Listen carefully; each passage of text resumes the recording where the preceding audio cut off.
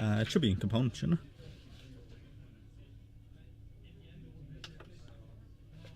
Thought it was component. Oh, I had it on component just a second ago. Yeah.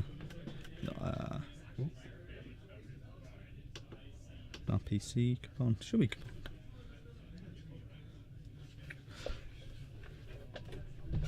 Okay, well, that's plugged in correct. Yeah, no. Yeah, the colour's correct. Oh, sorry. It's in component. It's already started. Okay. Just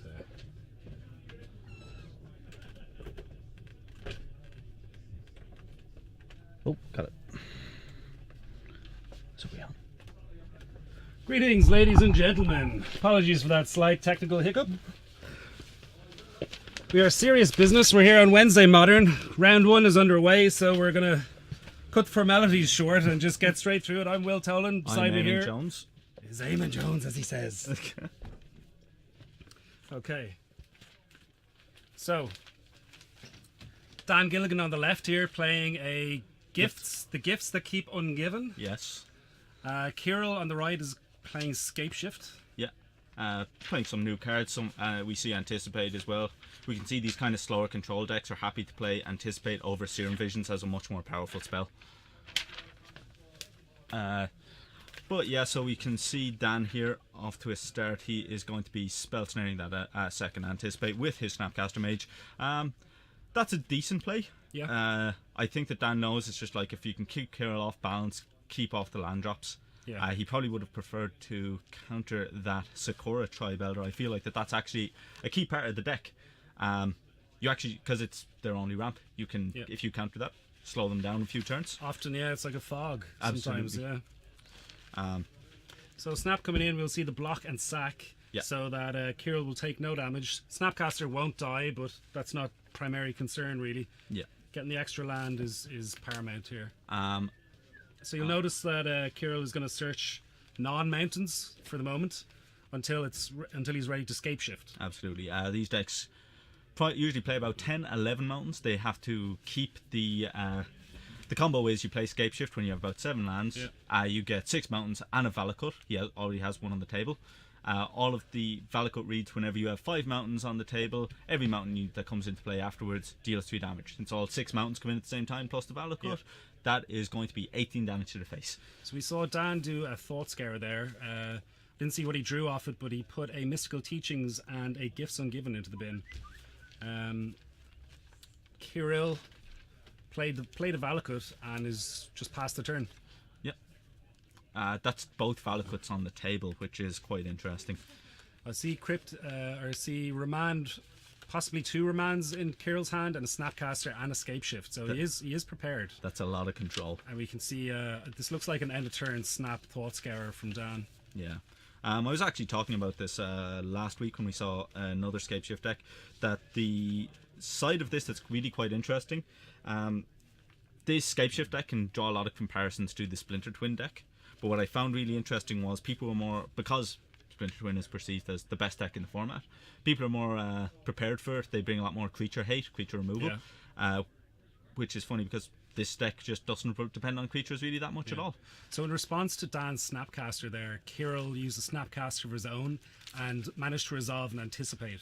And then afterwards, Dan finished and got his Thought Scarer. Yeah, we can actually see this fetching for the getting back to Anticipate just shows Dan a lot of things. It's that Kirill feels like he's trying to get something back. He's trying to find something in his deck. Could be either the Scape Shift, it could be the could be just even some more land. Yeah. Could be something simple he needs like that. But yeah, so currently we can see Dan is just more on the controlling side, so he's going to the classic Sphinx is referred to, patented. Yeah. So it's going to be interesting. Is it worthy? I guess it's definitely going to eat at least some sort of counterspell. Is it Charm? Seems like a fair trade-off. Sure, I can get behind that. Depending on how close Kirill is to the combo, I might have just let that off. Although gaining the 2 life could be very relevant. That's very true. It'll probably be more relevant than the card draw. Yeah. So yeah, Dan's having a little think here. yeah, His mana leak in his hand is getting a lot worse. His path is doing absolutely nothing. Wrath of God. Yeah. Also terrible. And this is what we see. Like the standard format's become a bit more creature centric, and Dan was really more prepared for that. He's missed a land drop. Dan has as well. Yeah, never good in the control matchup. Yeah. He's only got a cryptic as well as defense. I'd say we'll see Dan pass here and possibly go for. God, the Snapcaster doesn't even do anything. Yeah, He really needs a land drop. yeah. Whatever Just swinging for two. Whatever's getting cast is getting cryptic here by Dan. Yeah. We can see. If not, then I'd consider bouncing a land and drawing a card. Yeah, that is actually a very real way of fighting against the Scapeshift deck, is just keeping them off of land drops. We can actually see there is a Scapeshift in Kirill's hand. He may be thinking about going for it here. If he just draws naturally a land, then it's much better. But now he's in trouble. Another Wrath effect. So what Kirill has a cryptic and a remand. So Kirill is playing around the fact that Dan could have just maybe even 2 mana leaks, something similar. Dan does have the mana leak now, which is pretty decent, but still not good enough. He does need that extra land really badly. I think once Kirill hits another land drop, he's probably just going to go for it because he will have remand and spell snare. Yes, actually, he has that now. Yeah, you're right. Spell snare only does cost 1 mana. Being a bit too cautious here, maybe. Yeah, I think so. You don't want to give control deck, like Gifts is kind of a control deck, so you don't want to give them too many card draws. Another land, and Kirill has to be very careful from Dan's side. Yeah, absolutely. Okay, so we're seeing a cryptic bounce and draw, presumably from Kirill here. Bounce, Snapcaster, and draw. I don't know. Do you want to bounce the Snapcaster? Well, I'd imagine Kirill's life points are quite low at this point. But a nice target for it would have been the Colonnet. Yeah, I definitely think you want to hit some of his lands, just take him off. Possibly cryptic plus another spell, like really turn the screws. You're going to notice that he's missed land drops, and taking away actually either land, depending on what. Here's an interesting one. Yeah. You path your own Snapcaster. Oh sure, maybe is that what we're getting? That might be. Yes, we do. Okay, excellent play. Yeah. So I'm going to be interested now to see, is the cryptic, was it targeting bouncing the Snapcaster? It looks like it was, yeah. I think Kirill is probably going to go for it here. Yeah. You got the extra land as well. Yeah. If I'm Kirill, you'd have to go for it, right? So 1, 2, he's 3 mountains. Yeah. I think he's going to be okay in terms of. Yeah, he's only got 3 mountains out. He should have enough. So here's going to be the cryptic coming down from Dan. And so that's. And we're going to have the counter spell. That's the remand. And it's game. So Kirill's going to sacrifice all 6 of his other lands. Yep. Really turn those screws. Yeah. And here comes the volcanic eruption of the molten pinnacle. That very strangely not a legendary land. Yeah. This is always the weirdest thing as well. Sorry for cutting across you there. It's such an interesting, flavorful card. Yeah. It's great, like. The only thing that's really annoys me about this deck is Scapeshift doesn't make any sense. The actual card does not make any sense because the lands come into play tapped. So I was like, okay, maybe it's a weird ramp spell kind of thing that you can, like, if you have 10 lands, you pay your 4, sacrifice all of them. Or something. Yeah, effectively, because then you'll have like 10 mana or 16 mana, and I was like, oh, maybe it does that. No, the lands come into play tapped. Literally, that card is so unplayable without Valakut, without that combo, which was 2 years before, like after Scapeshift. It was really weird. So, what about this Scapeshift amulet deck? You're going really deep. You're going so deep. All your land untaps and it comes all of the Karus, you get 10 Karu lands.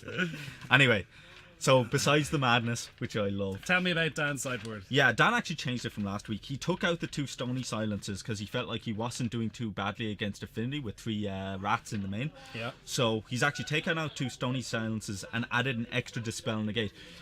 He's doing what I think is correct. Noticing what the shop meta is, rather than, like, your local meta, I think is more important than what the meta across the whole world is. Well, it's not more important, but it's far more practical to build your deck for your local meta. Absolutely. Rather than the... So he's going to have 3 Dispel and 3 Negate, which are going to be fantastic in this matchup.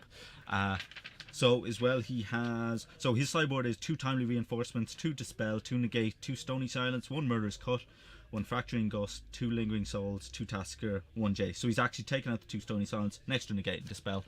So that's what he's going to be adding. Jace is fine, probably, just to see as many cards as possible. Yeah. Because you want your answers for Scape Shift. Yeah. The other thought is maybe bringing in Tassiger to really...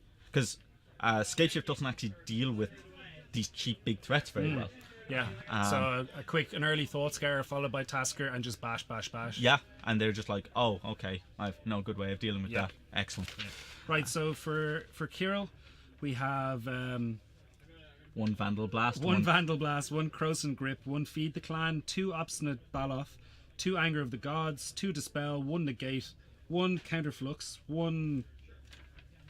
Is that Batterskull? Batterskull, 1 Teferi, brilliant, and... nice. 2 Rending 2 Volley. Rending Volley, okay, cool. So... It's got a nice little counter package, especially the Counterflux I like. Let's see, but... well, Dispel and Negate and Counterflux. Yep. They can come in. Batterskull, maybe. It's a maybe card. You don't particularly need it, but it wouldn't be... Yeah. Teferi. Yeah. I like Teferi. Yeah. I mean, it stops them playing instants. Yep. Which is what the gifts deck really loves. No, you're absolutely right, yeah. If you go turn 6 Teferi, turn 7, play your land and go off. Yeah. That's very real. So, Kirill is going to be on the draw. So, I think I like taking out the Romans in place of that counter magic and the Teferi, maybe. He plays the full 4 Romans. Yeah, just switch and then bring in the Teferi, Counterflux, Negate. And, well, I guess So you he's do got want 2 2 dispels, dispels, so you maybe want to cut an extra... Oh, you can probably cut... Maybe... No, not Electrolyze. No, I think you can cut Electrolyze. You think? Yeah, absolutely. Okay, so we see, Dan is bringing the... Oh, he's got 3 Ley Lines, 2 Tassigars. Okay, so his deck has actually changed slightly, is a it? bunch of Dispels and Negates. Okay. Yeah, so he's actually changed it as well. A lot of the guys, they say like, oh, you have my deck list from last week, but I changed some sideboard cards. I'm going to tell you what the sideboard has changed is to your face, and you have to try and remember. We have a fun job here, everyone. So yeah, like we said, we're here in Dublin, in Gamersworld. Yeah. We are serious business. We are. And so yeah, and it's every Wednesday night we have Modern League. It's a long season this time. And this is the Star City Games sponsored. It is indeed. Yeah. Their game night. So the guys are playing for, is it still Kitten Tokens? I hope so. Those Kitten Tokens are fantastic. 2/2 kittens. They're 2/2s though. Kittens are Terrifying, not 2/2s. terrifying. They can take down 2 They humans. must be like giant, like saber-toothed Oh yeah, kittens or they something. can take down 2 soldiers. Yeah. 2 goblins, anything. So yeah, we're going to be doing that. It's a long league. What we actually have is for every expert set released, there is a season of Magic where then the winner of that season will get invited to the Gamersworld Invitational, which we will be streaming at the end of the year. I believe it's in October. Yeah, I think so. So to coincide with the release of Battle of Zendikar, which will start off the next year's Invitational. So we have this season and the Magic Origin season left to do, and then we'll have the Invitational. But this one's a long one. Yeah. We have another 10 weeks of this left. Wow. 10 weeks. That's incredible. It is insane. So there's still a lot to play for. As Dan Gilligan here on the left was saying, he's looking for a number 1 position, because if you're in number 1, you get an invitation to the Invitational. Or if you've already won, you get a box. Wow. Which is excellent. So once you get... So that's great in that, like, it's all still to play for in terms of, like, you know, prizes. Like, yeah. You've already sealed your Yes. spot, and now you're just playing for money, essentially. Yeah, exactly. So to as Dan said, it's there's still a chance. There's 10 weeks. There's still a chance. Looks like both players shipped, and they're going to 6. Yeah. It's really funny because Card Advantage not actually so much a thing in this matchup. It is very much about getting your lands, which I guess is part of the card advantage thing. But it's there's crucial moments. Yeah. Well, I mean, the Gifts deck has just naturally some card advantage, so you're not going to be too upset mulliganing. Yeah. The Scapeshift deck, I haven't played a Scapeshift deck really ever, so I'm not really sure how it mulligans. Like playing against it, I'm obviously happy that they're mulliganing. Yes, but, you're every time. but I'm not sure how damaging it is to them. They have ways of playing the long game as well. Dan doesn't put on a huge amount of pressure. Like, he's got no red. Usually any of these Snapcaster decks, a very real turn is Lightning Bolt Snapcaster. Yeah. Lightning Bolt hit you for 2 and suddenly the game completely changes. Yeah. Dan can't put on that kind of pressure, but hopefully Tassiger will give him that kind of pressure. Yeah. What I think is a very real play against this deck. That's actually a great hand. Yeah, Mana Leak, Thought Scour and Tassiger. Is that another Thought Scour? Is that 2? Two Thought Scours and Mana Tassiger. Leak and Tassiger. Well, this is like turn 1 fetch Thought Scour. Yes. And then Tassiger. Yes. And we have And the great thing is he can search for the value. blue-white here if you... Okay. Yeah, I think he's just like... he's got another... I guess you do have to be careful. It's like what you mentioned before. Your life total against Scapeshift is actually very important. Yeah, if you can stay above 18 in some way, it's awesome. Also, he has the basic swamp, so... Yeah. Also as well, if Dan can get a ley line, they are good in this matchup. They're not unbeatable because Kirill does have cryptic commands to just bounce the ley line. Dan didn't draw for his Thought Scour, I don't think. Or maybe he did. I could be wrong. I don't think he did. I think you're right. No, he did. He drew a land. Well, that's for the turn, though. No, because he... Yes, you're right. He didn't draw for the Thought Scour. Yeah. Damn. Well, I mean, Alex can hear us, so he can mention it to the guys. Yeah, hold on. Oh, maybe he's been stopped. Yeah, hopefully Alex has it, so he will. But I think it's just missed. Yeah. He just missed it, so. Or maybe he did. No. He definitely did. You're right. So here we go. Tassiger. Tassiger. That is turn a turn 2. Tassiger. That is a 5-turn clock. With any fetches or any shocks, it quickly can become a 4-turn clock. Do you agree with Dan's decision there to exile out the other spells there?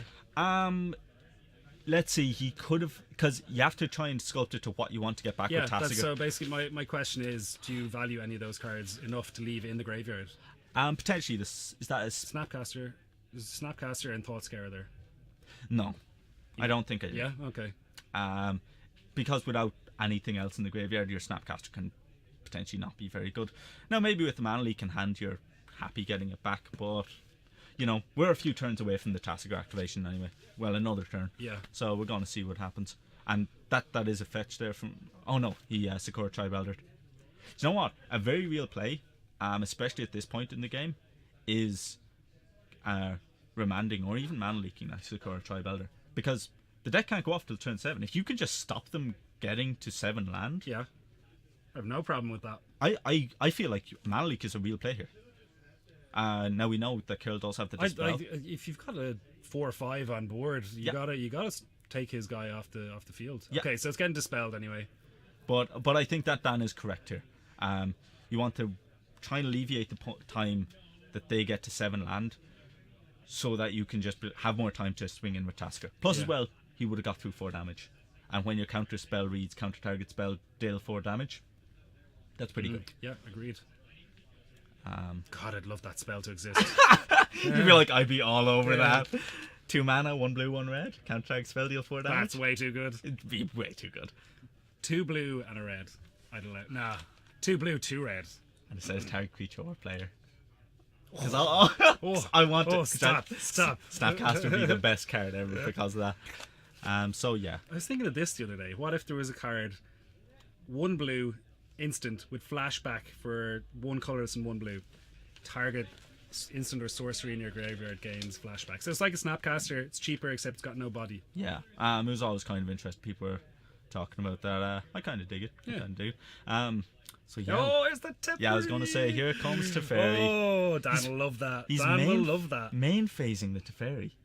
Well, yeah. Does it not have flash? Well, it does, but you want to definitely get it stuck. Well, he's down tapped there. out, sorry, you're right. So we're going to see. We have the activation of Tasigur. He's given back Mana Leak. Yeah, he had a choice between Mana Leak and Gifts. I think, yeah. Get back the Mana Leak. Teferi, if I remember correctly, is a 3/3. 3/4, I think. 3/4. Yeah. Okay. As long as he can't threaten Tasigur. It's kind of unfortunate for Dan though. And here's the ley line. Is ley line double white? Yeah, he needs double white. Yeah. So we can see actually this not fetching for the shock. He couldn't, not with the cards he had in hand, but not fetching for the shock is going to affect the turns now. I would have liked the blue-white fetch at the start simply because he had black. Sure. So getting blue-white is just, you've got your colours. Yeah. You don't have to sweat it. But it does bolt himself. Like. Yeah. I think you're right though. I think that this deck, it cannot... mystical teachings. He has to main phase it. Main phase mystical teachings to get an instant that is effectively a sorcery now probably because of Think Tasigur. Twice, do you think, maybe? Think Twice is probably the best one. Or Cryptic actually is very good. Yeah, Cryptic's not bad. Because here's the thing, Dan probably took out all of his Path to Exiles and all of that sort of stuff. So Cryptic is pretty decent. It'll at least allow him to try and keep some damage coming through. Yeah. Force Kirill to recast Teferi, tying up his turn a bit. Get back Cryptic, yeah. But this is what we can see as well. Dan's whole deck is really geared towards playing on your opponent's turn, and this Teferi is just really messes up the power level of the deck. I've never seen a card like so deftly do that. Yeah. Just Cryptic at sorcery speed's just not as good. Just simply. Who'd have thought? Yeah. Okay, so we have a fetch here. Do you go for the ley line? I don't. Not unless you can back it up, and I don't think you can just yet. Kirill's hand's amazing. It's got Anticipate. But with 6 land now and 2 counter spells, I think I'm happy enough to sit back for the moment. You can still attack with. Yeah.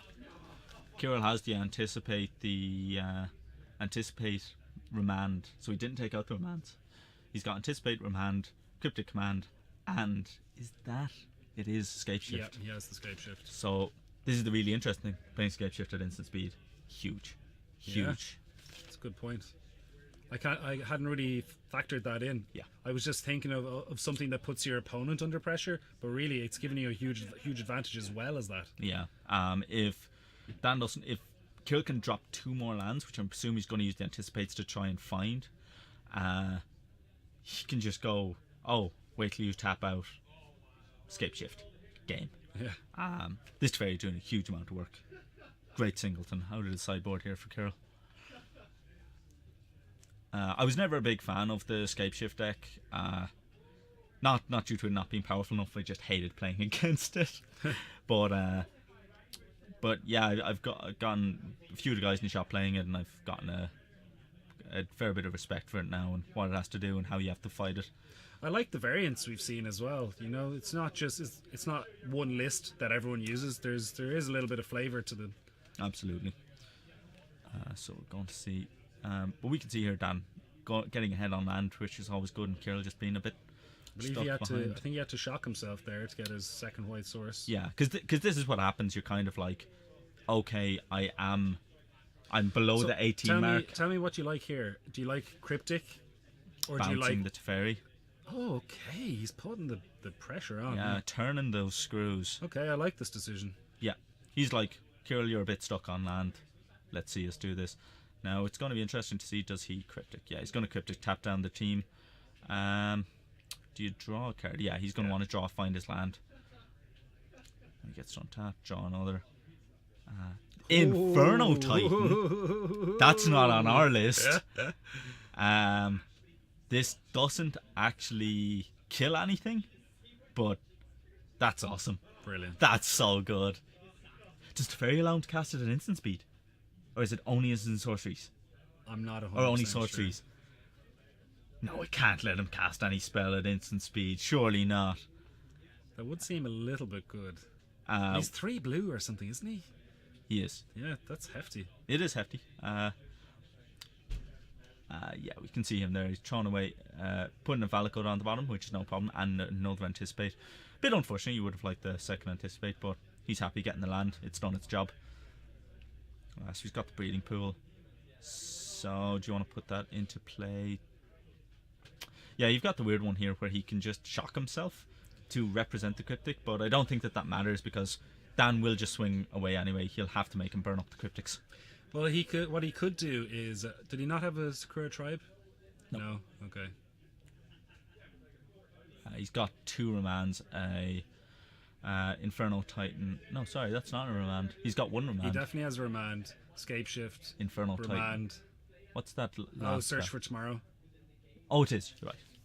So yeah, his thought process was, do I shock myself to Yeah. suspend a search for tomorrow? Or even just cast it. Yeah.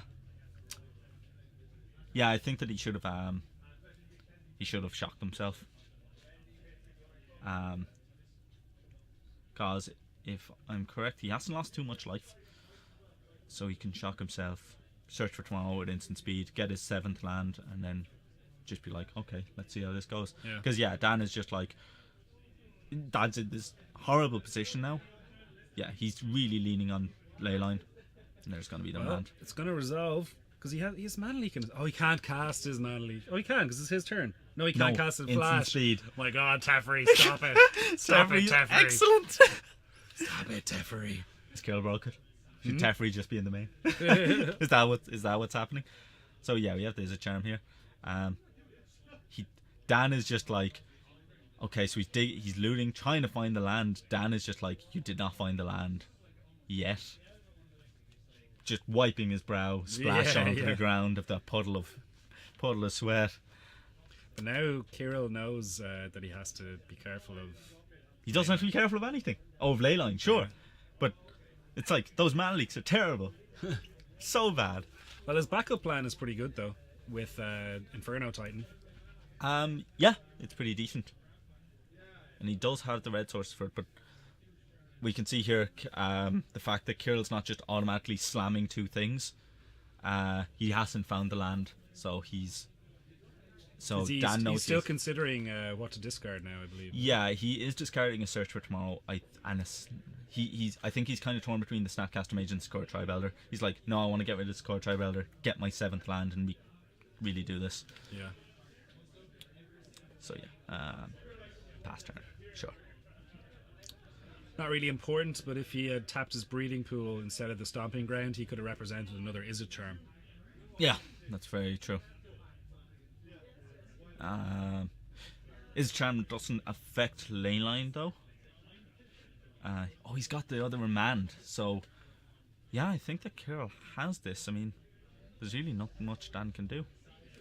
So the old Sakura Fog Elder. Yeah, this Teferi is just completely one-sided this game. And Dan is going to love that. Yeah, and we're going to get the remand, and Kirill's going to show his way to victory. Yeah, going to show the scape shift and be like, here, game. There we go. There's a handshake. Good game. Very. Yeah. Wow. Massive. Insane. As well, like realizing couldn't play the mana leak to protect his own spells even on his turn. Like, wow. I'm gonna be impressed. That was fantastic. So yeah, we saw all the rats, the murderous cuts, the Elish Norn, the Pats coming out of Dan's list. So we'll see actually what Kirill put in. He put in the Inferno Titan, negate. We see here Dan put in 11 cards, counterflux. I'm going to assume a Teferi as well. Yeah. Yeah, Dan putting in look like, what is it, 8 to 11 cards. And Kirill just 5, is it? Brilliant. 6, yeah, 6. Teferi. That's still a reasonable amount of cards. Yeah, that's like... Ley lines are such a pain, though, when you don't get them in the opener. Yeah, that's like 10 cards. Yeah, we saw a lot of times last week what Dan was doing was he'd have the ley lines in his... He would draw his 7, play his land, draw a card, it would be a ley line. Yeah. Every time. It was always on top. Or else he'd go land, thought scour, discard 2, draw a card, next turn draw leyline. It's just At least his deck can actually cast them. yes, some decks can't. I Exactly, appreciate that fact. So yeah, we're going to. So that was actually over relatively quick. We can see how these control decks really just finish games quite quickly. Do you have access to network? Nope. We've no laptop. Okay. Cool. So Are we getting a Yeah, replace? I'm just gonna see if there's one still going. A lot of the guys seem to be already finished. yeah, modern has what we thought kind of modern had slowed So down. maybe it's no. Guess it's sped up again. Yeah, or maybe the players are just getting faster, Yeah, which is I'm always fairly good. sure Standard didn't hand in the deck list because why would he do something prepared? But He was writing What is he one for on? us. He's playing a Naya aggro deck. Naya aggro. This deck is like, Zoo like or sort of, it kills like turn 3, turn 4, like fairly consistently. It has like 4 Tarmogoyfs, 4 Rancor, Nice. 4 Wild Cattles, 4 Curd Apes, 4 Goblin Guides, Does it have? 4 Path Exile, 4 Lightning Bolts. sweet. Does it have? What's it? The Gruul guy. You can pay 2 mana and it gives +4/+4. Yeah, yeah, and 4 Awesome. Gorklan Gorklan Rampager. Yeah. become immense. It does. Yeah, Yes. Oh, yes. I think it's 2 or 3 Fist pump. tournaments. I was like, you're going deep there, Will, but no. I was up testing for like half 12 or something with him last night. Excellent. It was depressing. I lost nearly every game with like the 4 decks I played against Get him. him on next. Yeah, probably. It'd be Is a he really won? quick Did he match. win, like? Yeah, he won Oh, 2-1 yes. against James. Like Oh. he saw James this is list. on 4 color gifts, I think, today. Oh, is he? Yeah. Oh, nice. So like Standard found this list and it was playing for a 2 mana that gained +1/+1 Flint-Tooth Boars. Oh yeah. I had Yeah. 4 of those and it's like, well, take them out. They're kind of bad. Put in Tarmogoyfs instead. Yeah. Take out the Monastery Swiss Spear because the creature base is high Too much. and the non-creatures Yeah. really, really low. Yeah. Put in 4 Rancor. Basically, the 4 Rancors have just let him steamroll over everything. Like Yeah. against the Abzan deck, it's like yeah, you're dead in turn 3, even with your 3 lingering souls I cast by That's that. pretty of course, hilarious. Yeah, 3 lingering souls. Yeah, you're still dead. It's like Yeah, yeah. great. Well, Not enough trample in the format. Rancor is a good way of breaking that open. That's excellent. yeah, like Yeah. most things just send Rancor to the grave. Like you can't stop it, keep coming back. It's like yeah, just And Rancor. if they thought sees it out of your hand or something, it's enchantment, so it makes the Goyfs bigger. So That's pretty great. yeah. Yeah, like the deck kills by turn 3, turn 4. Okay. Sideboard. What's the sideboard options? Do you have Domri or anything? I have no idea what. He Okay. didn't have a sideboard built on his plane. Okay, we're going to tell him. I'm pretty sure he's writing up a list. Tell him to get it together for us Yeah. and get it chipped in. But are we going to have? Yeah, everyone you're saying Yeah, is finished. Like, there's like 15 minutes left, but I'll see what's still playing. If there is, if a lot, no a lot of bother. guys seem to be finished already. Okay, so we'll great. See what happens. So yeah, as well, the interesting thing that's going to be happening next weekend is Modern Masters 2015 edition. I'm pretty excited. I'm pretty excited too. I think my hype has been curbed a little bit because I'm really interested in it for draft. Yeah. And it looks like they've kind of changed the winning formula of the last draft of the last Modern Masters. Okay. It's a bit more wide open. The archetypes are a bit looser. They're more like based around like 8 cards per archetype rather than what used to be like 12 cards per archetype. This is a sideboard. We have a sideboard. So we have a Rending Volley, Deflecting Palm, of course. 2 Rending Volley, a Deflecting Palm, which is his favorite card, 2 Stony Silence, 3 Destructive Revelry. Actually, it's 2 Deflecting Palm and 2 Rending Volley. What are the Deflecting Palms for? What Well, deck is they're it just for? a big damage That's spell. fine. Yeah, like it prevents damage from a creature. Yeah. So, like, Oh, I know what it does. It's like Scape Shift, or not Scape Shift. It only does 1 trigger. It's Give us a no, look. no, it stops the timer. If it stops. The next time a source of your choice would deal damage to you this turn, prevent that damage. If the damage prevented this way, deals that much damage back. Yeah. So, yeah. it can target a Valakut. If need be. Yeah, it can target a Primeval Titan as well. Okay, Yeah, targeting a so target- Valakut, I'm on board. Anything that's going to deal 4 damage to you, Yeah, that's a good spell. Yeah, it's worth casting. Yeah, so it's like a Boros And charm. also, it's because And- he and- probably needed 2 spaces, and it's like, I'm gonna have fun. Yeah, actually, Valakut and Prime Time with the Titan Bloom combo. Yeah, I'm on board because Yeah. I was just like, what thing depends on one source? But yeah, Valakut. Yeah, and the 1 Talia, because why not? I suppose. Talia's good. Yeah, She's it my doesn't- favorite doesn't card. punish him so much. No. Yeah, I like Thalia's my favourite it. card. Love Is her to it? bits. Yes, love Thalia. She was so good to me back in the Innistrad Return to Ravnica I still standard. see, yes, I've seen all of your Thalias that you still have. Have lots. She's worth $7, and I've got 2 I foils know. that are worth $40. It's awesome. Unfortunately, they're recently doing a judge foil. She doesn't look too good. I don't like it. Speaking of foils, did you see the Serum Visions? Yeah, I don't know if I'm a fan. The artwork definitely not, but it's good that it's being re-released. I don't definitely. I'm fan of the text box. The text box is great. What was it? What's the text box? It says, Oh, I thought you meant draw a like card and flavor Scry text. 2. No, don't care. There's Text no box. flavor text. It says Scry 2 draw a card. Excellent. Just has that in italics as well. Yeah, I'm There's on no board. flavor. Yeah, Just yeah, has the, this is the what actual, it does. Yeah. But yeah, Modern Masters too. Some people have been playing it on Cockatrice. I believe you yourself have been. Yeah, I've had a couple test drafts. I've heard mixed things, but I am really interested in seeing it to see it play. My friend Cully has been playing it a lot. He says you kind of have 2 options. It's either go really wide with loads of tokens or go really big with some Eldrazi. Yeah. Um, Initially, that's I tried to go for the Eldrazi, but as it was my first draft, like having access to like a fully spoiled set is different to actually playing a draft. You know, exactly. It's different. play But, feel is different yeah. too. Yeah. But basically, the Eldrazi deck is real. There's these uncommon lands which are like mini Eye of Ugins. They like just add 2 colorless. Eldrazi temples. Yeah, and that actually, I for ages I was like, These are there's unplayable. not enough colorless guys. But then I was like, well, hold on, there's colored Eldrazi in it as well. Yes. And this land works for them as well, so you can really ramp out. That's what I'm at uncommon. They do work that Yeah. way. Okay, And that's yeah. at uncommon, so you can, and like it's Find one probably or two going to of them. be a late pick. Sure. So you can really pick up those cards. Yeah. Then there's a big fatty, he's green guy. He's like 7/7 trample. You gain like a bunch of life when he comes in. When he dies, you draw a card. Oh, It's he's the brilliant. he was the people compared Tarmogoyf to him, but just Tarmogoyf was better because he was 5 mana, and the other guy saw no play. But yeah, in draft he's insane. Not Tarmogoyf, Thragtusk. Okay, yeah, sorry. Yeah. But yeah, I think what they tried doing was like making the archetypes a bit more subtle by kind of having less cards in it, but maybe they went too far. We'll have to see. Yeah, it's far too soon to tell. That's for sure. Yeah, Um, I'm going to draft it a few times, yeah. see how it works out. I got smashed by a Soul Shift deck. It works. Yeah, it's just Awesome. you're constantly cycling cards back, like you know.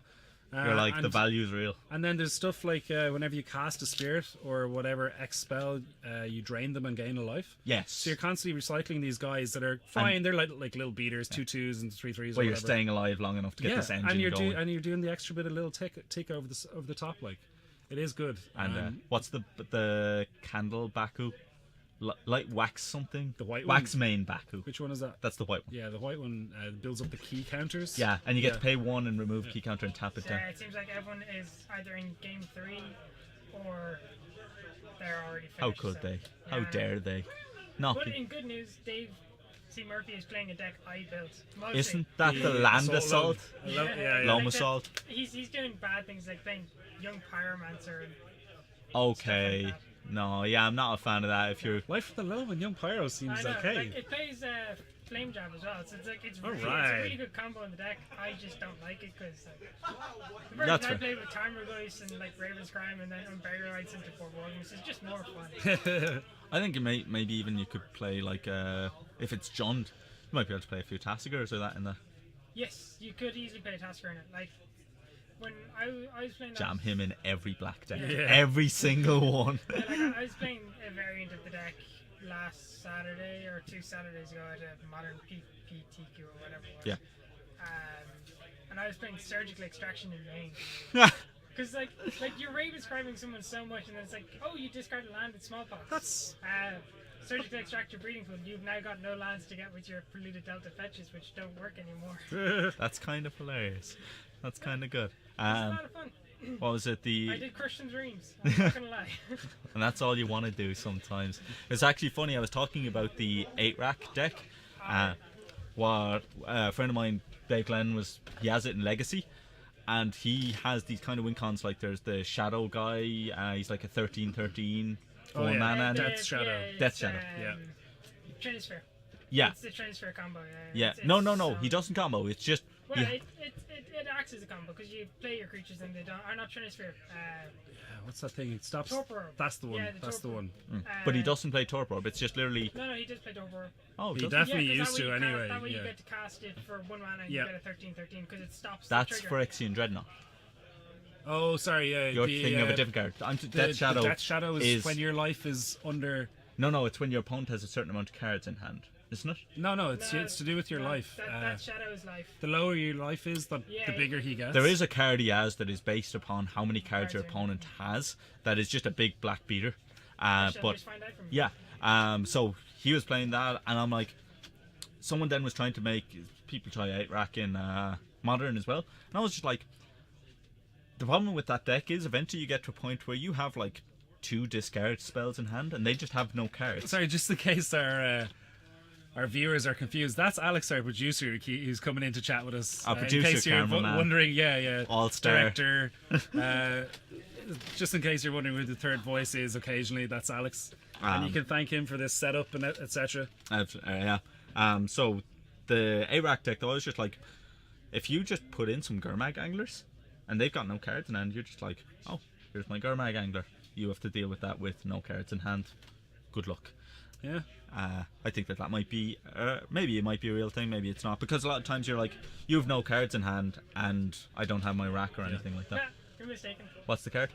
Hunted Horror is the card I think you might be thinking of because he only plays 3 different creatures: Yeah. Phyrexian Dreadnought, Bob, and Hunted Horror. What's Haunted Horror? Hunted Horror is a 7/7 black creature. When it comes into play, your opponent gets 2 3/3 green creatures that have protection from black. So the The Torpor, Centaurs, yeah. yeah, so the Torpor Orb will stop your opponent getting the 2 3/3s, and you just get your 7/7 for, I don't know, 2 mana or Probably whatever. something ridiculous. Okay, that's fair. Seems terrible. Yeah, If you have Torpor Orb out, it's Yeah, pretty good. yeah. yeah, it's like that Shadow. He used to play a variant of the deck in Modern, Yeah. where it's just like 6 different types of creatures that all enter as a. Okay. You play one, and you get like 4 7/7s eventually. Okay, that's fair. And it's 7/7 with trample is the big thing. So Lots of fun. yeah. Okay, that's fair enough. I thought there was a creature, but then I'm correct. Play Gurmag Angler.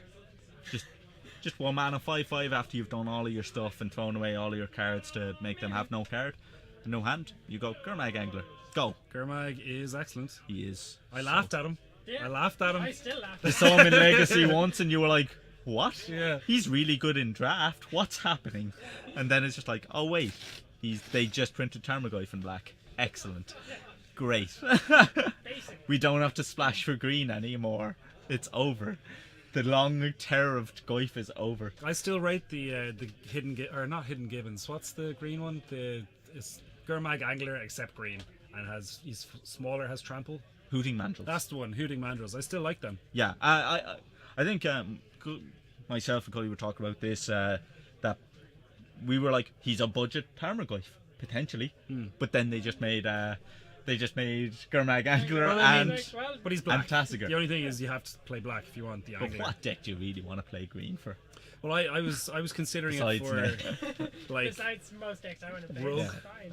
I was thinking rogue, aggro. You know? Oh, sure, that could be a thing. Yeah, and trample is really important sometimes. Yes, that is fair. That is definitely a point. Yeah, I know. I really liked it because he is just a 2 mana 4/4 trample is always good. Yeah, they. I think that I'm going to be really interested to see where Delve falls on the Storm scale after this set. Mark Rosewater has a thing called the Storm scale, which is how likely it is that a mechanic will get reprinted. For example, it's called Storm Scale because Storm will never get reprinted ever again because they're like, no, we know it's too dangerous. Players will try and break it. I think That's a bit harsh. no, it is not harsh. It's absolutely correct. Storm and- is fun. No, it's not. Yeah, Flusterstorm's not fun to play against. Yeah, There you go, Flusterstorm. Flusterstorm. It's a terrible card. It's so annoying. Flusterstorm is excellent. The fact that Storm is good in every format where they don't like ban all of the cards to make it good, it's too good. But I'm interested to see where Delve lands. I imagine it'll actually land pretty high considering we have 2 banned cards High. in Treasure Okay. Treasure Cruise and So Dig like Through Time. high is unlikely it'll Yes. be reprinted. Okay. Yeah, like for example, trample is a 0, storm is a 10. Okay. Because trample will definitely get reprinted again. Banding. I heard. 11. I think banding is actually pretty high up. They feel. I think. I think they just didn't want to explain how banding works all the time. Yeah, It's pretty broken. You get to assign the damage whichever way you want. Yeah. There's like lands that give all your creatures banding as well. I think. What? Yeah, it's like I was thinking of getting them because Xander wants to make a judge tower. So it's like, yeah, I'm just going to get you a bunch of these really cheap lands because no one plays them. Awesome. And they give all your creatures banding. So And like, it's good. Now you've got to explain exactly what happens each time. Yeah, it's good. That's good for judges. Although defunct kind of. Yeah, I think that Maro was talking about it, and he said that they like the idea of banding, but they just have to redo it in a different way because it's too wordy and it's kind of too complex for newer players. They're like, and no one has an idea of how it actually works. Really. Except Richard Garfield. He's the only one who knows. it's like, so you get a PhD, you might be able to figure it out. So yeah, I think it's a fun mechanic, but we'll see. But yeah, anyway, Delve, I'm just interested to see. It could see some margin of reprint. Eventually. I don't think it'll have anything on the same scale of what we have at the moment. The fact that a vanilla 5/5 sees play in Legacy might just be showing that it might be too dangerous. Well, I mean, that's not Delve being the problem. That's like No, it designing absolutely a card is. That's is just a too one card. That's exactly. and If they made it, it's if they made in it one too deck, black, really. Yeah. it would be unplayable.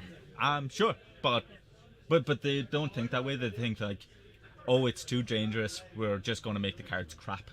Like that, there are two scales. It's either with Delve. I don't think that they're maybe Hooting Mandrills is the good side of it. Like if it's fine. It's no Treasure Cruise and it's no Gourmet. It's not Angler, busted, but it's decent. Like, maybe there is a thing. But it's better than the Temple Trespass. Yeah, but there could be. That's the like. Oh, that's the banding card. That's the 11 mana Delve take an extra turn. Yes. That's a land. No. It's 3 blue and 8.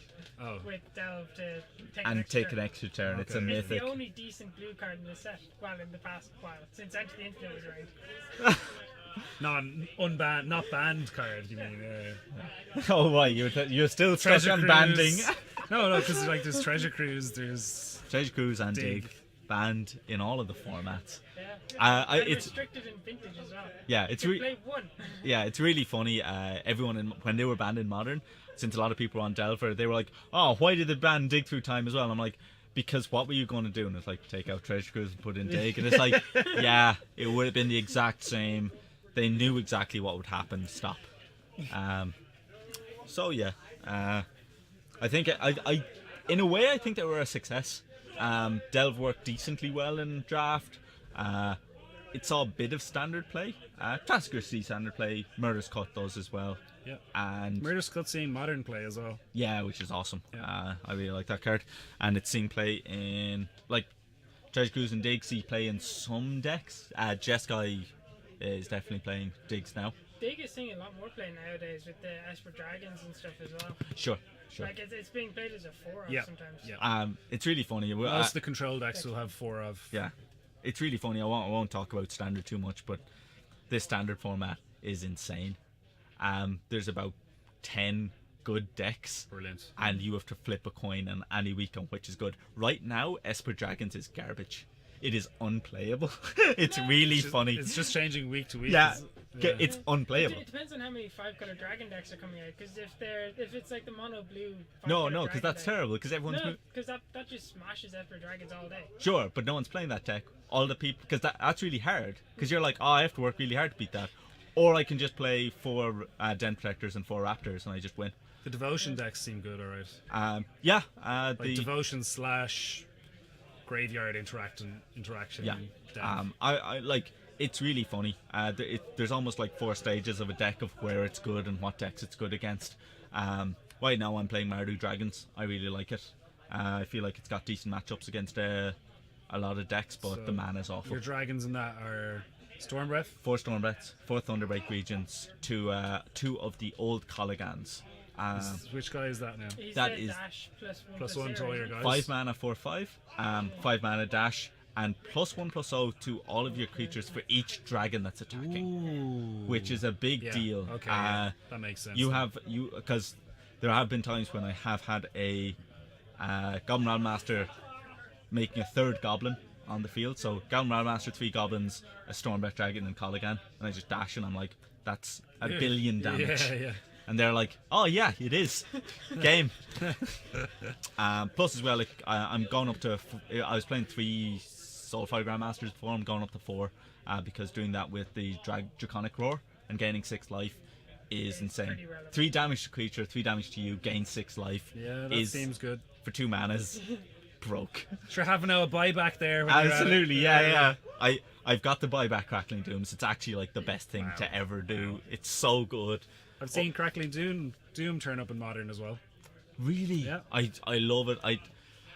I wish you could depend on it. I don't know if you can. Thanking you. Is this yours? Yes. We're excited. Can you Akhan's excited. Run. It's the Rancor. Good name for a deck. Brilliant. I love the flavour. type that out? Yeah, I love Crackling Doom. I think it's such a value card. When Modern a few months ago was more Siege Rhino based, I definitely like Crackling Doom. Crackling Doom v Siege Rhino is that's a classic matchup. I think every time I've seen the new Siren come down, like watching some like standard footage or something, And they standard go, tournament, Sauron Vampire, and it's they like just go Crackling Doom. You're and- like, toot, toot, toot, Yeah. toot. You bring out the trumpets, all the It's fanfare. You pump Brown. it's like, I mean, I like Soren, don't get me wrong, but it's so funny to Yeah. see that happen. He's like, there's no way I'll value that. But do you know what?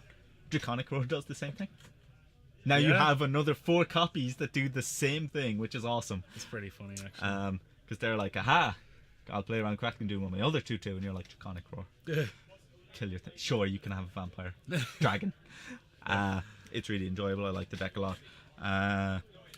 But yeah, so anyway, will we shout out Yes, this deck because yeah, it's going to be coming up next? It's a fun deck. So we have, this is Sanders' Zoo deck, so it's 4 Wild Cattle, 4 Curdape, 4 Tarmogoyf, 4 Gorklan Rampager, a favourite of mine. I love that. It's in our cube. I love it to bits. 4 Goblin Guide, 4 Mutagenic Growth. Wow. 4 Lightning Bolt, 4 Path to Exile, 4 Rancor, 1 Searing Blaze, 2 Become Immense, 1 Boros Charm, 1 God's Willing. Fabrizio. Carl. Oh, Carl. Yes. Carl is playing Twin, I believe. This should be a quick matchup. It depends. It could really go either way. In fairness, the electrolyzers and that don't pair up well, but He's got Path. he does. Yep. Oh, you're saying Oh, sorry. Who do you think is the favorite then? probably Sander. Sanders deck straight out. Yeah. I'm going to call that this one's going to be a very quick 2-0. If he's playing Twin, it's going to be a very quick 2-0. Oh. Yeah, Like, he has Lightning Bolts and some control spells. Lightning Bolt and Romance. They're going to be Sanders his deck best. is just way too fast for it. Yeah. I'd say it's going to steamroll it. I don't know about that. Because, I mean, like, the Pestermite comes down, taps his guy from attacking. Comes then, in on turn 3. Yeah. By then, Xander has, like, 3 things out. Yeah. but if he survives that turn, then he just untaps and Splinter Twins. Yeah, you can do. Yeah, So- it depends on the draws. Yeah, yeah. Splinter Twin does have some awkward draws that. We have to so Xander is actually playing well and not playing like the scrub he normally is. So you hold He's on. not going to hear this. It's fine. I can say whatever. Brilliant. He'll do it again, man. Oh, yes. The daggers. The daggers. So I'll bring out Cahill's list. Cahill is playing a pretty standard Splinter Twin deck. Don't let his Etched Champion playmat fool you. I like how much trample Sanders put in this. No way, Cahill is not playing Cahill is playing it looks like Grixis Delver. Luckily he has put, let's see, does he have? No, it's Grixis Twin. Grixis Twin, cool. So Grixis Twin. seen a little bit of this floating around here and there. Absolutely. It's quite nice. Does he have the Tassigers, yeah? Yeah, he's got the 2 Tassigers, 2 Terminates, and Murder's Cut. 3 Tassigers, Jesus, you're right. Is that too greedy? Is he on the Thought Scour thing then, is he? He's got the 4 Zero Visions, which makes me think not. No Thought Scour. 3 might be a bit greedy. 3 might be a bit greedy. We'll see. I love Tassiger, so I'm like, that's fine. The greeds can be real. Yeah. The Terminates and Tassiger might be the most important cards in this. Spell Snare is actually quite decent as well. Well, I definitely don't think Tasker is that important in this match. No, I mean, if you can just get down a 4/5, he just blocks all day. I mean, a lot of the attacks through are pretty awkward. Yeah. But Terminate's going to be a big deal, so is Murderous Cut. He's got the 1 Colligan's command, I love it, but it's not great in this matchup. The Electrolyzers are going to be terrible. Yeah. Although I will say that, and Yeah, they'll be perfect or something. Yeah. I'll say that, and then he's just like, block, kill 2 of your guys, and I'm like, oh yeah, it was great. Okay. Or just chain a couple of them together. Yeah, 4 absolutely. damage, 2 cards at the end of the turn. Yeah, that seems alright. Only 1 cryptic command, which is good. Sometimes these decks overdo it on cryptic command. And, Yep, I agree. Don't get too greedy on them. does he have any special lands? No. He has 2 Snapcasters as well. They're going to be chumping a lot. Yeah. Who are you looking for? Jonathan Anders. Did he give it today? He did again, and yeah, he just wanted to see what was on his sideboard. Double check and see if Give us it's a correct. pile. You take a pile here. Well, it should be on the top if he gave it today. Oh, there it is. Oh yeah. Grab and Yeah, top. that's it. Sure, Done! Magic. That's how we do. It's a kind of magic. That's what you get here on this stream. You get songs, you get insight into standard when we're watching a modern league. We got it all. So there's a 3 roll there from Cahill and a 5 roll there from Sander. So we're going to see how this goes. So one of our players wanted to know what a sideboard was. I've done it before. One of my favorite things I've done in a PTQ was I had put a bunch of extra cards into my sideboard and main board, and I'd messed up, and I just went, before I presented my deck to my opponent, I went, "Judge, deck check me," and they were like, "What?" And I was like, "Deck check me," and they were like, he had to ask the head judge. He's like, "Yeah, he's allowed to let you deck check him." So I was like, "Here, you do the work, sort out my thing." Brilliant. Who was the judge? I can't remember. Someone from I think he's from not local. That's so funny. But yeah, he was just confused. He's like, "This has never happened." Yeah, it's fine. So yeah, You're so lazy. Aidan. I know, it was awesome. So Okay, so stomping ground into well, Wooded 1 drop. Foothills into Stomping Ground. Yeah, so fetch Sander down to 17, using his phone. He's disqualified. Goblin Guide? It is a Goblin Guide. Sanders a Whackety whack. Sanders a turn 2 judge. Okay, so there's Terminate revealed on top. Yeah, absolutely. Sanders is a level 2 judge. He knows exactly he's allowed to use a phone because it's regular, not competitive. Although I always found that rule very strange, the not using a phone thing. I don't know the ins and outs if anyone had been found using a phone to cheat, but I understand the fear. It's just too easy. Yeah, well, but I know how easy it would be. It's a text message. Oh, sure. Like, yeah, from your opponent. Yeah. I get it. Or just, one of your mates standing behind the opponent. Yeah, no, that's fair. And you're like, "Oh, sorry, let me take this message." Okay, yeah, no. Or you could just, you go push down your life total, have a quick look at the message. I was thinking more complex, like you'd make a new program using the camera effectively, and you're like, "No, you just send a text message, Eamon." You're overthinking it. And I was like, okay. So we see a Serum Oh, Vision. a second Goblin Guide. Yeah. Is that a second Goblin Guide? Yeah. Oh dear. If we see a Rancor now, this could be pretty fun. No Rancor. Okay, No fetch, so no Rancor. Trigger. No land. And Deceiver do it on again. top. No land. So he's just like, "Let me see that Deceiver again." That's a nice Deceiver. Go.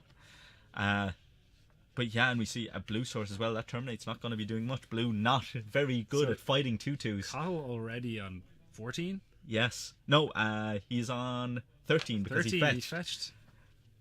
Wow. And as well, he's just like, "Oh, I'm playing against Burn." And Sanders still has a mana up. He could well do something at the end of Cottle's turn. Yeah, you could just burn him out. Go to 10. Lightning bolt him. Go to 10. It looks like that might be what he's We doing. have the fetch here anyway. Let's see what he gets. Gonna assume it is a red source of some sort. Red, white, probably. Yep. Absolutely. Okay, so Good call. So it's tapped, so he doesn't have an end of turn play. Yeah. Or else wants to be wary of the damage he does to himself. More than likely, he just doesn't have an end of turn play. Yeah, if he's, let's see what he has in hand. He does have a Path to Exile, a Gorklan Rampager. Love Gorklan Rampager. Yeah. I'm such a fan. Oh, so am I. There's Another another Goblin guy. Guide. That's sick. Oh, he's not choosing to go for it though. He's going to Gorklan here, I think. That's okay. It's actually faster kill, I think. What a coward. What a coward. If he's stuck on lands now, it's kind of awkward, but how could you not? How could you not slam it and just look him dead in the eye and be like, "Yeah, this is happening." So we have a fetch there for a black source. And what do we have? So Cahill pulling the trigger Murderous immediately, Cahill. which means Sander's free to Gorklan his other guy. Yes. Whereas if 6 damage you. if Cahill says sure, no blocks, Sander goes Gorklan, and then Yeah. you murderous cut. So Cahill's on 6. Cahill's on 6 turn 3. That's no third land drop there from This Sander. is, and actually Sander hasn't used any burn spells yet, so it's good that he's getting the creatures down, getting their damage done just before Cahill has a chance to kind of got the land. survive. And What burn does Sander have? I can't remember. Bolts? Just 4 lightning bolts, is it? He's got a Boros charm, I believe, as well. where do we put his list? It's there. There we go. So let's see what we have. In terms of burn, he does have 1 Boros charm, 1 God's Willing as well as protection, which is nice, and 4 lightning bolts. Yeah. And mutagenic growths. So he's got another Gorklan, and so yeah, it looks like he's going to Goblin Guide, swing for 4. That's going to get a Deceiver Exarch tapped before down. combat. That's fine. What are you thinking about, Sander? I don't think you think at all. I think you go, yeah, swing. Gorklan also gives trample. Yep. +4/+4 and trample. So that's going to jump in head. Now he's going to kill that, give it get through 2 That'll be damage. 2 more going over the top. So And also gets rid of any chance of twin combo for next turn. yeah, that's awesome. So nice play here. So Cahill is on 4. It's kind of insane. But with a grip full of hand that's just kind of all out of whack. He doesn't have he's got 2 terminates in hand, but not enough mana to do both. He does have a Snapcaster Mage, so he's looking at how much would it cost to Snapcaster Mage, Murderous Cut. Another Oh Gorklan. God! Combat. Go to combat. What do you got? Don't use your red white because he has the path, so he has to make sure he keeps up the path. So we've got a Okay, cryptic. cryptic. Sure. And draw a card. Tap your dudes. Pass turn. No development of board here from Sander, which means he must have just a bunch of pump spells. And this is kind of the danger of the deck. I mean, 4 mutagenic growth, 4 Rancor, and 4 Gorklan Rampager, 2 Becomements. Like, that's 14 kind of pump spells. Remand being revealed from the Goblin Guide triggers, so still no land from that. And we're going to So Snapcaster and Terminate a guy, but now Sander can path the Snapcaster. I'm gonna assume that Cahill has targeted Murderous Cut. If he hasn't announced that trigger, Sander could just be like, you didn't target a spell in your graveyard, you missed a trigger. Yeah. I didn't see him point towards anything, so Yeah, it must have been Murderous Cut, or else Sander would have already pathed the. yeah. So now he's saying I've targeted, and he goes. Sander's like, no, I'm sorry, you've missed your trigger. Yeah, Gorklan. That was unfortunate from Cahill. And Gorklan, of course, being an ability, can't be mana leaked or countered. Yeah. So that was a little bit awkward there. I'm not sure exactly what happened there. Maybe he forgot the trigger on Snapcaster. Yeah. When Snapcaster comes in, you get to target a spell and give it flashback till And end he of turn. didn't wait. Then he just went and cast Terminate. Yeah, and then he was like, oh, by the way, after you declare Yeah. attacks, or after I've blocked, actually, I targeted this. And, Yeah. and Sander would have gone, no, you didn't. Yeah. And he'd gone, yeah, you're right, I didn't. Good game. There's that. Plus, also, even the sequencing. Yeah, it was a bit off. But anyway, we're going to have Sander's sideboard here. He's got 1 Kataki's War Wage, 3 Thalia's Guardian of Thraben. They are all coming in, I guarantee you. It's going to be sweet. 3 Rending Volley, 3 Destructive Revelry, 2 Stony Silence, 2 Deflecting Palm, and 1 Boros Charm. So I definitely think the Thalias are coming in. The Rending Volley is kind of tempting. Rending Volley really is there to kill That's what things. it's there for, really. But, you know, it's kind of like... It's a 1 mana answer Yeah. to their combo. It is. Yeah, okay. I'm fine with it. It's just kind of like, I was wary of slowing myself down just to deal with my opponent's thing when I'm the aggressor, when I'm the aggro deck. It's always kind of touchy. Kyle likes Dispel so much, he has 2 singletons of Dispel in the sideboard. Awesome. So we have Dispel, Counterflux, sorry, 1 Dispel, 1 Counterflux, 1 Flash Freeze, 1 Sudden Shock, another Dispel, 1 Spell Pierce, 1 Negate, 1 Rakdos Charm, 1 Jace Architect of Thought, 1 Ashiok, 1 Blood Moon, 2 Static Casters, 1 Shatterstorm, and 1 Keranos. I love all those one-ofs. I love the Keranos. Yeah. Keranos, excellent. Okay, so How do we like Ashiok? Is it too slow? is it? Well, actually, it's not too bad because it draws the heat away from your life total because they feel like they have to kill it, and they kind of do because you're start going to put out blockers. Yeah, because I guess all the Sanders blockers, all the Sanders creatures are low cost. Historically, I do like the Ashiok against heavy creatures decks and aggressive decks just to try and buy myself time. Yeah. If Sanders a good player though, he goes, yeah, sure, plus whatever. Here's your cards. I'm going to attack you again. Yeah. And you ignore it. But like if they have gotten like something with a big Tarmogoyf. butt, yeah, exactly. Then you do have to actually kill it before it gets a chance to start like putting That's up true. the walls. So Flash Freeze counters a green spell, so that's definitely coming in. Sudden Shock seems pretty good. Against what he saw, yes. Yeah, Dispels might not be up to it here because there's a lot of creatures. We saw activated abilities rather than casting spells. Negate and Spell Pierce probably not up to much. Did he see Goyf? I don't no. think- Do you know what's really funny? He saw kind of maybe a weird burn deck. Yeah. He just yeah. saw Goblin Guides and ranked Yeah. Yeah. rank or Go Clan Rampagers. That's all he saw. Blood Moon might be okay. Yeah. It might be too slow. Yeah. That's always the worry. Staticaster is like a blocker, but really doesn't actually kill anything in the deck. Keranos again, I think that's too slow. Yeah. Jace, yeah, I think Jace is okay. Architect of Thought, +1 reduces the damage. If you don't minus them, then he gets to look at loads of cards. Classically, it's been good, but maybe this deck is just goes too big too fast. I mean, the 4 mutagenic growth is just insane. Yeah. But I assume the mutagenic growth is just there because it's become immense. Because it's really To a nice degree. with it. yeah, I don't know if it's good enough without it. it allows you to trade up.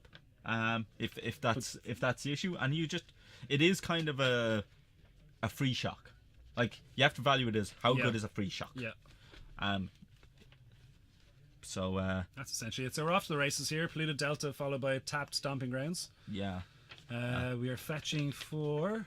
every time that a deck like this doesn't play a 1-drop, like I'm like, oh, phew. Yeah, it kind of should be hitting a 1-drop every time. Yeah, like he's got 4 Wild and Cattle, 4 Curd Ape, 4 Goblin Guide.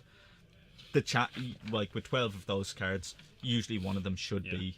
That's definitely enough anyway. He just has been unlucky enough to get one this turn, or this game. He's got the white bordered lightning bolts as well. Lovely. Nice.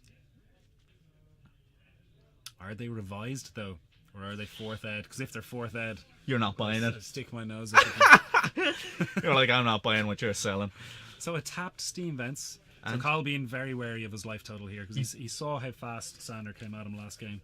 Sander shocking, and 2 for a Thalia. It's the Thalia that you called. Boom! You called it. Go, Thalia. Do you know how much that Blood Moon costs? 4 mana. Oh, wait, So- no. It's not creature spells. Do you know how much that Jace Architect thought costs? 5. I got 5 on it. Yeah, there's the lightning bolt though. That's a 2-mana lightning bolt. Your lightning man, that is a searing spear, a lightning strike, whatever Yeah. you want to call it. It's actually still good enough. So we have a Goblin Guide as a draw here, I believe. So no fear, take 2. Yeah, So guide. Do we have a follow up? Maybe. he's got a lightning bolt and looks like a mutagenic growth as well. Kyle being very unlucky with these Goblin Guide triggers. I don't think he's got a single land yet. What was on top? I'm not sure, but he's shuffling it away now. Yeah. It's good though. You can play around with the top of your deck. Some people have been trying this. So I think he waited to see what the top of his deck was before belting, which I very much like. Bolt, and let's see. So Sander not being able to protect it there That's a revised belt. I like it. a single mutagenic growth would have been able to save it there. I'm really interested in what Sander has in hand. And we see though these kind of Thalias there that like it might just be too slow. Like you might be slowing down your plan so much that you might just have to depend on. I don't think my opponent can deal with this, even with a great sideboard. And yeah, we can see there's a Splinter Twin there in Cahill's hand. Does he have the combo? He's pulled 2 cards to the front, making me think that one of those could be either a Pestermite or a Deceiver Exarch. What is that card? Colligan's Command, is it? Yeah, it's Colligan's Command. Okay. So he has a twin and a Colligan's command. And a Snappy. Snapcaster. 2 snaps, maybe? So Sander being... he probably won't be happy with how non-explosive his start has been this game. Yeah. These decks are almost like a combo deck. I guess if you see the Thalia, it's very tempting to take it. Yeah. I'd love to know what's in his hand. Is that a Goyf? He has Path anyway, Bolt. It's not a Goyf, is it? Could be. He does have them in there. Yeah, yes. It's a Goyf, okay. It's the Goyf. So let's see how big that is. It's only Instant land creature. Yeah, it's a 2/3. Instant land creature, 3/4. Oh, sorry, you're right. So he can't Snapcaster Bolt it. He's got the Terminate though to deal with it. If he has the land draw though, I definitely think you terminate this, play a land, pass turn. You get to then Snapcaster Bolt anything that gets played on. Anything that gets okay, so he's just passing turn. Yeah. So he had no land drop. That's unfortunate. And he's got the Tassiger in hand. The Curd Ape, I think, was the draw for Sander. No way of protecting this. He does have one God's Willing in the deck. So yeah, going to see now the Curd Ape come down, bring in the Ape. Yeah, I'm a big fan of the Curd Apes. Always have been. They were in my very first ever competitive deck. Nice. Along with Giant Growths, Scrib Sprites. Scrib Sprites? Yeah. Channel. That's how old I am. Channel. And Disintegrates. You were playing Channel in your zoo deck? Yeah, because you were allowed. Yeah, I know, because you were like, they let me do that. Yeah. The idiots. I was like, so I can pay all my life and just like disintegrate them in one shot. And they're like, yeah. I was like, yeah. Okay. Yeah, I'm doing that forever. Yeah. Okay, so we have the path here. Getting rid of that Tassiger. Shane, I think actually, or Carl, happy to see that extra land. I'm like, yeah, that's fine. Yeah. It's a pity now. Can he lightning bolt that Curd Ape? Well, he has snap anyway. He has 2 snaps, I think. Yeah. It's just he can't do it right now. Oh, sorry, I got you. Yeah. So let's see. No. He has Here no come the ape beats. Yeah, and standard no way of like the whole deck is about getting a creature through and capitalizing on it with a bunch of pump spells or different things. We get to see now what he has. Is that Searing Blaze, is it? It looked like Searing Blaze, Lightning Bolt. He's thinking about bolting another him. path? I think, yeah, you bolt him. I thought it was a green spell. So let's see. Yeah, you're right. It is a path deck, so... I guess he lets him keep Searing Blaze. No? Okay. Because Searing Blaze doesn't kill Deceiver, does it? It killed Snapcaster Mage and deals 3 damage to you, so... Yeah. He's not that low yet, though, is he? Or am I... Doesn't matter. Yeah. He isn't, but you just like... No, keep... Because if he pats and you're like, give me a land, you're like, yeah, sure. Because they both do the same thing. It's just one gives you a land and the other deals 3 damage to you. There's the Spell Snare. Spell Snare hits the Thalia. Nice. Yeah.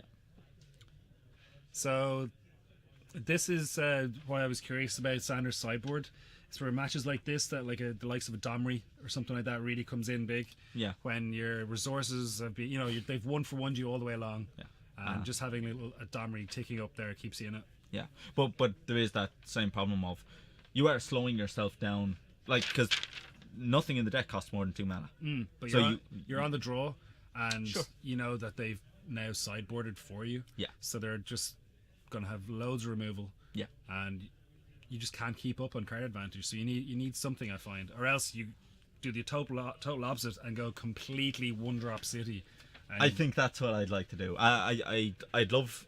I want to know if there is I'm sure someone has written an article or something about it, and that's the third land, because Sander, you should be fetching, lowering down the land count. I know that it's lowering out your getting out lands out of your deck. It's not a big deal, but you know it is. It is. The percentages aren't huge, but they're enough. They're anything that can give you an advantage. That's what you're going to have to do. Just what you said there. There's 3 fetches there. Yeah, just There's- fetch away. I mean, I guess you do have to be a little bit wary of your life total, but I mean, I think You're playing against a combo deck. it's worth it. Yeah, Thinning the deck, especially like 3 cards. yeah. Out. Get rid of That's- 3 lands. Yeah.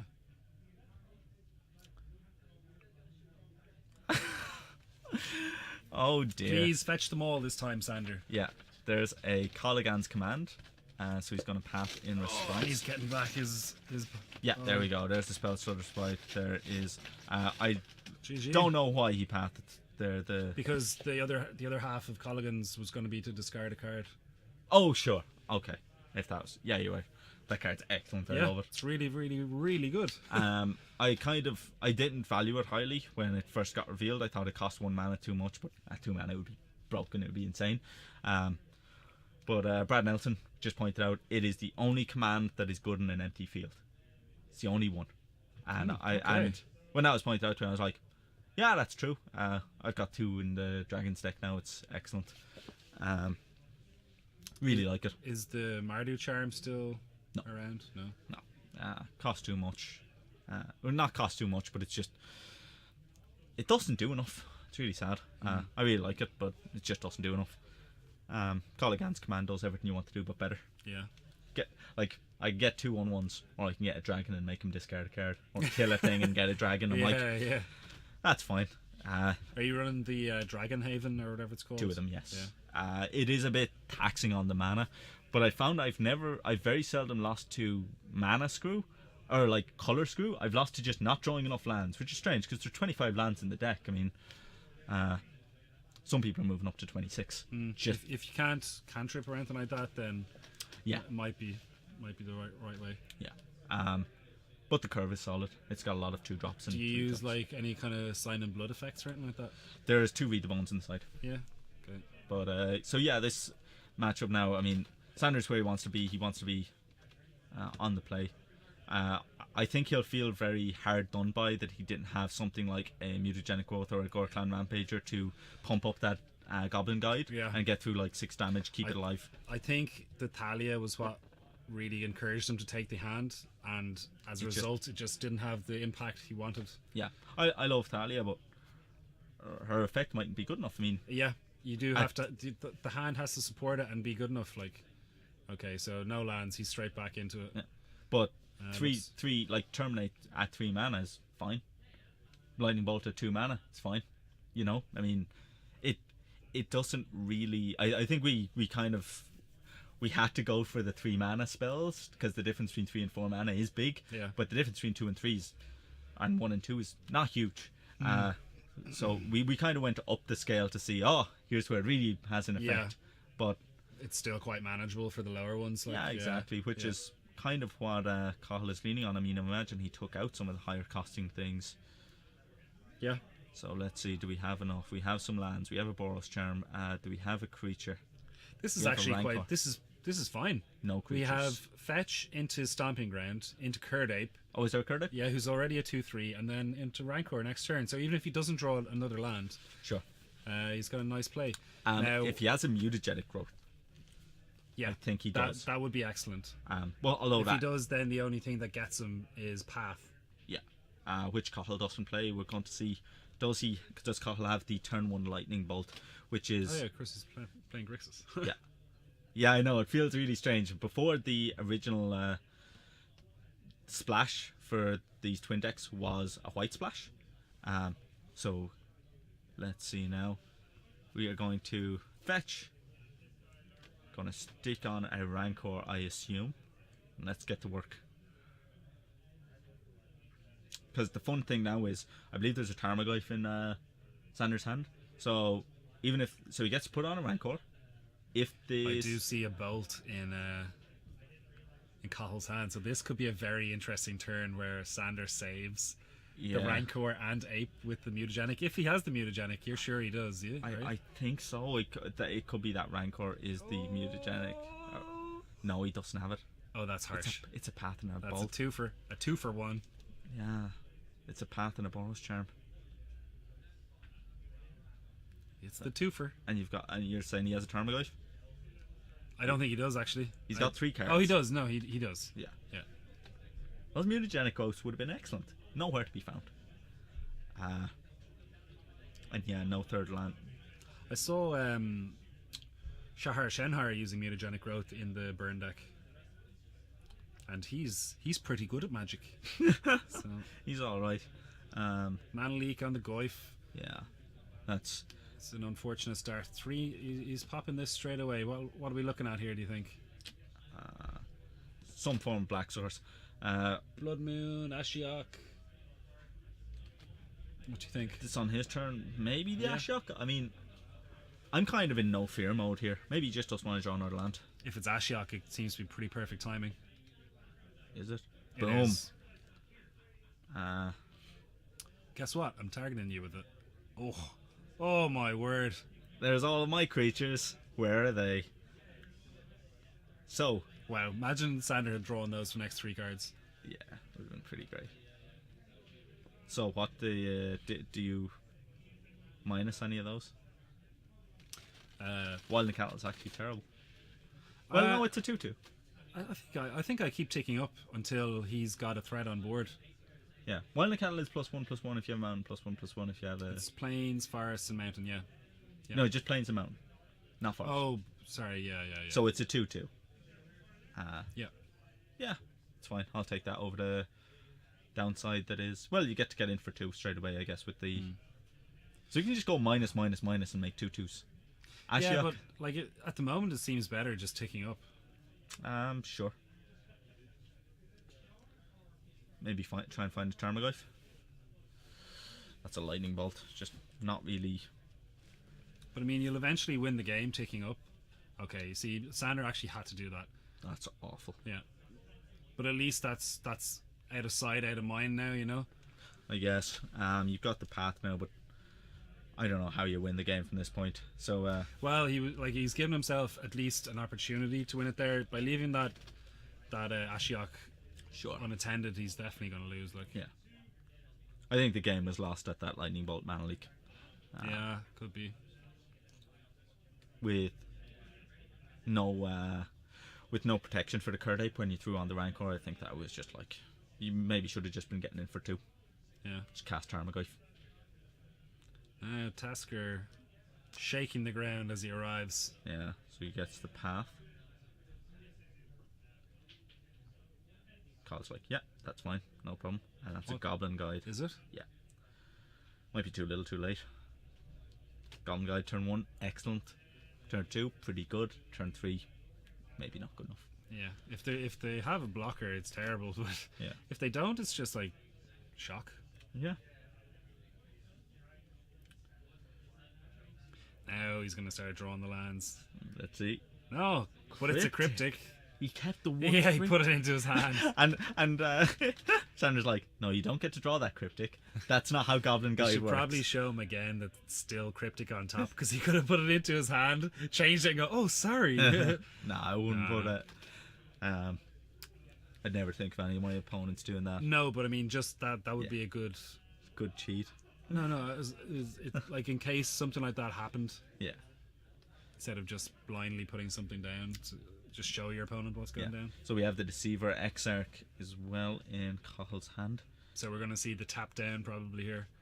Going into combat. Oh no, he wants to see if he gets a land. Does he have a kill spell here? Or maybe he can pops just out block. the Deceiver Exarch and block? Yeah. Nope, terminate. He's like this. He could have Deceivered, untapped a land and... No point in playing the land there. Cast the Gork. Absolutely. Absolutely. The amount of games I've won with a 4/4 trampler. And that's going to get cryptic, I assume. Yeah. So Alex's bold prediction of 2-0, not even close. Not quite living up to expectation.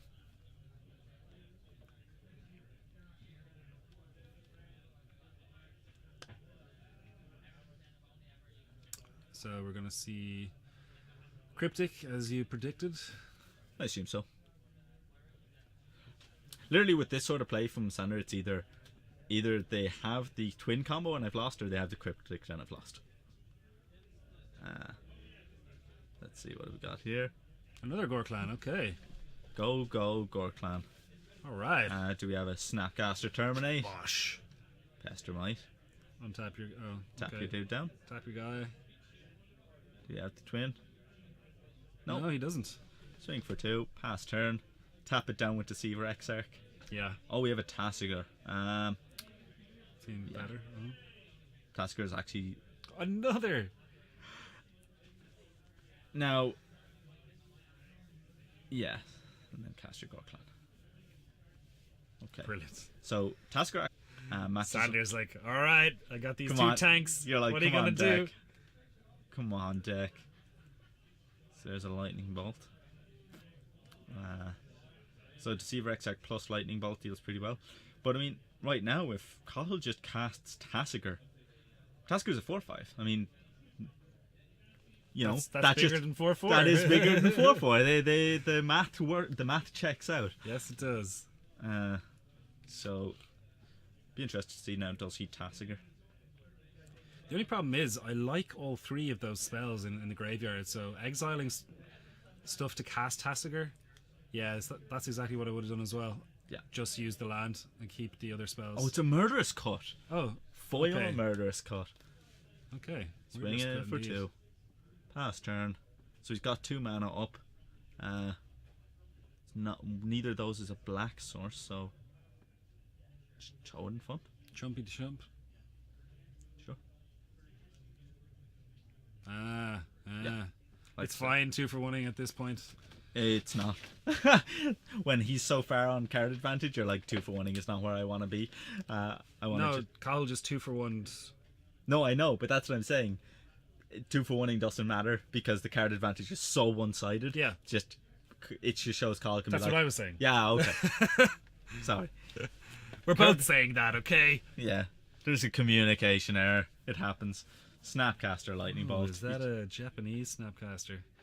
Kyle takes it down. Yeah. 2 to 1. Sanders seen enough. But yeah, that was like the removal from the Grixis side. I mean, people are playing more Grixis style with Delver and that because they realise Terminates are just excellent right now against all of the creature decks, which is why I think Scapeshift might be, depending on the meta, might be better than Twin. So yeah, he had the Sudden Shock and the Ashiok. That rhymes, and the Flash Freeze. Yeah. So he had Thalia's, the Rending Volleys. Because that's the thing, these Twin decks kind of just don't depend on Twin very much anymore. Yeah, we see that so often. Beatdowns with Snapcasters, Pestermites, Bolts. So yeah, just as much as I love Thalia, I just don't think I think the format's too fast. The removal's too good for her to really make a difference. She was there to make Supreme Verdicts cost 5. Yeah. Not to, that was really what she was there for. Yeah. Buy an extra turn. She doesn't do and that to crush souls of Storm players. Oh, yeah, exactly. But no one's playing Storm in the shop right now. All of these Delver decks where the removal's so efficient, so cheap, that just paying 1 extra is no problem. This is a quick judge question though. Yeah. How Thalia works, she makes a spell cost 1 extra to play, or does it counter? It costs one extra. You can't play it if you don't have the extra mana to. So they can actually delve away. Yeah, 5 cards to Murderous Cut for 1. I think you used to be able to do that. I'm not sure if you can do that anymore. That's a good question, actually, though. Yeah. I think I asked that once to. Did you get who it was mixed? for? It was in Legacy though, and I knew he had a Daze. Sure. So I wanted to delve away extra cards in preparation for that, but you're not allowed at to do that point you couldn't. But that's going back like a couple of years, so there's a good chance that it might have changed. Well, Daze is different. Daze is countered unless you pay 1, so it's yeah. not an additional cost. Yeah. So, but yeah, I like with Talia. Yeah. With Talia, I'd be very interested. In fact, maybe Sander, our lovely level 2 judge, who he can give us a shot. But yeah, I think it was a difficult matchup for Sander. I mean, there's so much removal in the Grixis deck. Just Bolt, Snapcaster Bolt is just so hard to beat. Without the mutagenic growths as well. Yeah. And unfortunate. Become Immense didn't turn up. No, not fair. No Become Wanted to Immense, see that. no God's Willing, no mutagenic growths. Any of his ways of protecting his guys just never turned up. It was unfortunate. But that's what happens. Game 1, he got the nuts with the Goblin Guides and the Gore Clan Rampagers. And sometimes you just don't get the nuts anymore. Yeah, well, I think the Thalia hand in game 2 probably should have been shipped. Yes, I agree. And in game 3, he mulliganed down to 6. You're kind of stuck with what, you can't go down to 5 with this aggro deck. Well, I mean, I don't think there was any mistakes. You know what I mean? It's just like he got 2 for 1 on the Curd Ape with Rancor, which is really unfortunate. If that had landed and he had started on the beats, then different story. So I mean, yeah. I think there was a mistake from Carl sometimes with allowing him to. I'm not sure. I wanted to go back and see what the removal was, but like allowing. It's such a strange thing. You're taught as a Magic player, cast your spells at the last point as possible to. Not always correct to do that, but Exactly. a lot of the time, yeah. Raid has affected that a huge amount. I mean, I've had removal and let a person attack, and then they just go Wingmate Rock, and I'm like, oh. Yeah. Oh God, Absolutely. I forgot about that. It kind of goes back to the original Gore Clan days as well. Yeah, that's what I was about to say. With Yeah. the Gore Clan, he allowed him to attack in and then removed, and then Gore Clan effects happen. Yeah. I want to go back and see if it would have affected anything, Carl letting him in, but it's so hard to change your mind with that, with those kind of fundamentals of being a good Magic player. Yeah. But yeah, Gore Clan, he I love him. Yeah, he's brilliant. But yeah, pity about Talia. 4 maybe a bit too much. I think the thought process is it's fine because worst comes to worst, it's 4 mana, 4 forward trample, and that's bigger than a lot of things in Modern. Yeah, but like the deck is probably running 20 land tops. Let's count it out. That is 8, 11, 13, 15, 16, 17, 18 lands. Yeah, 18. Okay. And he got flooded. He did. A lot of time. He wasn't cracking his fetches though. That's So true. we're gonna blame it on that. Yeah, actually I will. Now, the fetching would have done a huge difference. He's only got 18 lands. I've seen a deck similar to Sanders where they kind of stuff the mana base full of every type of land. So Sure. they get the Tribal Flames spell. Oh, sure. So it's only 3 color essentially, but the land. Oh, yeah, that is the 5 Just- colors. Tribal Zoo, Yeah, really. yeah. Yeah, they as well. They sometimes get to play things like Geist of Saint Traft and things like that, Yep. which is pretty cool.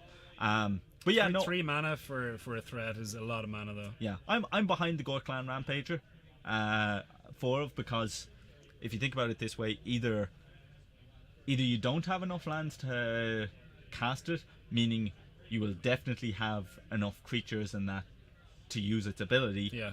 or you have too many lands and then you get to go, okay, 4/4. Do you? I think with 4 Rancor and 4 Gore Clan is probably a bit too much. Yeah, like I was saying, he has 12. What's it? 4 mutagenic growth, 4 Gore Clan Rampager, 4 Rancor, and 2 Immense. Become Immense. Yeah. It just might be too much pump, Yeah. not enough creature. Yeah. Too much pump, not enough sizzle. Maybe some loam lines in there wouldn't go amiss. Take out. He is the other Curd Ape. Yeah. Oh yeah. Or is that better than loam line? Because he was saying that Alex was saying that the original deck had Monastery Swift Spears in it. Yeah, and that's a burn deck though. This is kind of a zoo. No, in this deck, he took that as the shell, took out Monastery Swift Spears, and put in Rancors. Now, I don't know if that was the only change though. no, That there was something else as well, and he put in the Gore Clans instead, because. So, Yeah, we're waiting on one match. It's Sean versus Cully. okay. So it's Scape Shifts versus Blue White Control. yeah. And what game are they in? They're in game 2. Although it's looking like Cully's winning this one as well. 2-0 probably. It's looking like it. Okay. Go Cully. I don't know who won game one, but judging by the live totals, Cully was still on 15, so I'm imagining. Well, no, Well, because you Sean- never Sean- know. See, Sean was on 4, so it's like it really could have gone either way. Yeah, But you- Cully had it as Snapcaster with Sword of Light and Shadow, so it's like. Sweet. Awesome. I'm a big fan of that deck. There's Yeah. still like 12 minutes left in the round, so if we get a game 3, we'll just move. Yeah, across. keep us posted Sweet. anyway. Nice, dude. Yeah, Cully playing the Jeff Hoogland Dragon Fairy deck is what it's called. Or is it Fairy Dragon? Oh, I think it's okay. Fairy Dragon, named after a Hearthstone card, which we've talked about a bit. It's the one that plays 4 Spell Stutter Sprite and 2 Dragon Lord Uchitais in the main, 4 mutas. and 4 Mutavaults. So it kind of plays off of what that can do, and it plays 3 Silmgar Scorn. So that's the split. It does say 2 mana, counter a spell unless they pay 1, and if you reveal the dragon, it's just counter spell. Yeah. But in this deck, you have to read it as a 3-way split card, which is either 2 mana Force Spike, 3 mana cancel if you have the Mutavault, which you most likely do, Yeah. or 2 mana if you have the dragon In as a your hand counter or spell. whatever, yeah. So when it was explained to me that way, as it is a split card, I'm like, okay, Yeah. I'm on board. Cancel is sometimes fine. Sometimes it's much better in these matchups as well. You don't have to do any of this remand nonsense. Probably wouldn't play more than 2. It does play 3. Maybe it's too many. The deck is still in flux. Yeah. It was kind of a thing, but it does a lot of great things as well. You get to play Restoration Angel, Snapcaster Mages. Restoration Angel playing with Spell Stutter Sprite is awesome. And protecting your Dragon Lord Uchitai is great. So yeah, it's really interesting. You play 1 Sword of Light and Shadow as well, because the value is real In the main? in the main. All right. And yeah, it's just got some other interesting stuff as well. You do play 4 colonnades as well. I'm not sure if that's correct. It's a lot. It's a That lot. seems like a lot. Yeah, especially for a deck where there's only so much. It does play 1 Vendilion Click as well. So while we have a minute here, we go because we kind of rushed at the very start. We didn't did. properly introduce ourselves. Yeah, so we you tried to start catch this it up a time. bit. Yeah, we're here in Gamersworld in Dublin. We are serious business. You'll find us on Twitch as well. So yeah, we're on Twitter at SeriousMTG.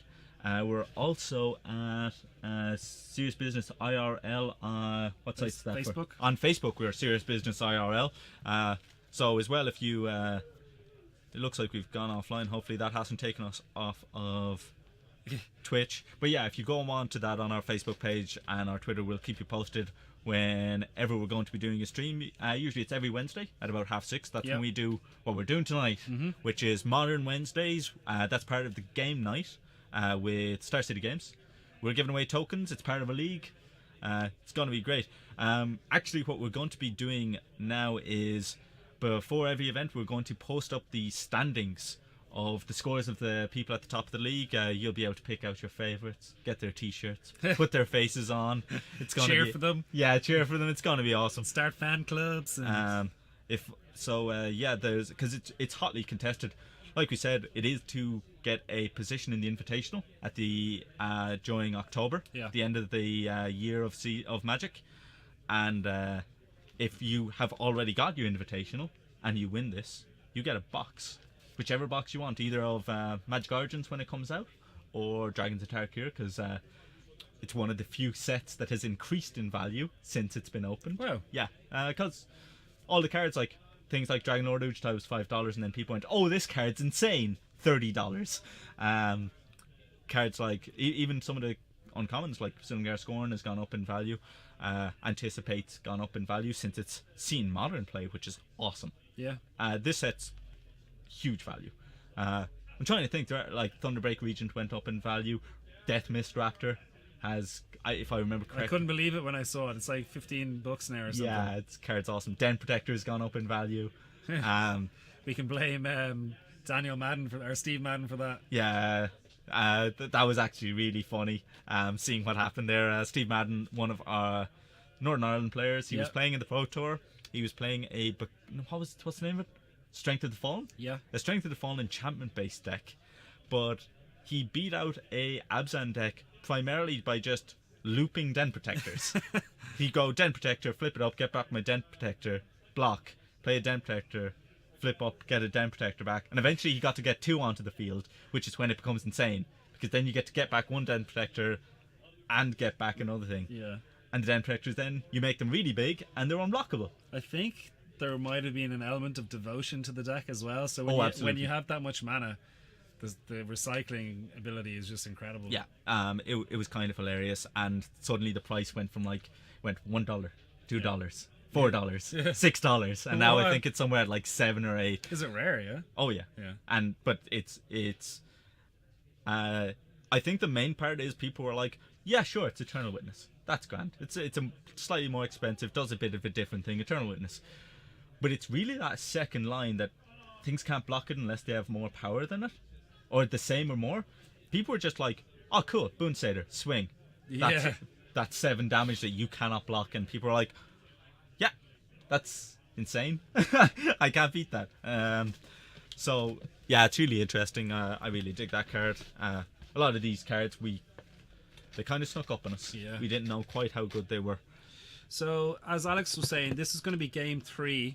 We weren't sure if we were going to get a game 3, but this is game 3 between Sean Fitzgerald and Stephen Cully. Yeah. Sean Fitz on the left, Cully on the right. Yeah, Sean Fitz playing Scapeshift, Cully playing the Sudlin deck. So he's got an Aven Mind Sensor. Now, if you remember what Aven Mind Sensor does. Of course. It is 1 white, 2 colorless, flash, flying. If a person would search their library, I believe I see some mana leaks in there. Yeah, there's blue. Yeah, if a person would search their library, they instead look at the top 4 cards and search instead. Yeah. This is great against Scapeshift and so we've got Remand, Snapcaster, Silumgar's Scorn, Aven Mind Sensor. The control is real. Yeah. This is perfect. He's like fist pumping. Because what's going to happen is you're going to get the Sakura Tribe Elder, and he's going to go, sack it. And you go, Aven Mind Sensor. And they go, oh. No, I think he'll sit on the Aven Mind Sensor until Scapeshift. No, you keep him. I genuinely think the way you beat this is just stopping Sakura Tribe Elder. I think it's the linchpin of the deck. There's a very good chance that you just find basic, though, with your Sakura in the top 4. Oh, sure, it happens, but the deck plays a lot of dual lands. It's really tough. And the thing as well, with Scapeshift, the way the card reads, it's not an additional cost sacking the land. It's just as a result of sacking. So really, it will read. Oh, he just won't search then. Yeah, he'll just won't sack any lands. Okay. No, that's fine. 3 mana counter. No, I think I prefer your way then. I think I prefer like trying to catch the Elder. Just get a basic 2 for 1 instead of like a 1. Yeah, exactly. Just or a 1 for 0. Yeah, and Cully's just happy to let this all happen. So Sean trying to anticipate Cully's next move. Yeah, anticipates it. It's a great card. It's funny how it's changed a lot of decks, like with control, and a lot of the smaller Delver decks need Serum Visions. I want your first answer. Quick. Anticipate or think twice. It depends on the deck. No, it does. I'm sorry. It really does. If I'm playing a Delver deck... You're right. It so does. If I'm playing a Delver deck, maybe think twice. But if I'm playing like a Scapeshift or Twin deck, I like Anticipate. Yeah. Card selection. The difference between 2 and 1 is huge. But I do like hearing I'm right. What is that? Peer through depths. So you look at the top 5 and you choose an instant or a sorcery from it and put it into your hand. Very good card. Totally underused. Storm occasionally uses it. Yeah. Oh, sure. So there's this interesting... so, getting Anticipate. Rest go to the bottom. So I think as well, Cully was feeling like, do I mana leak this? And you're just like, no, I can't. No.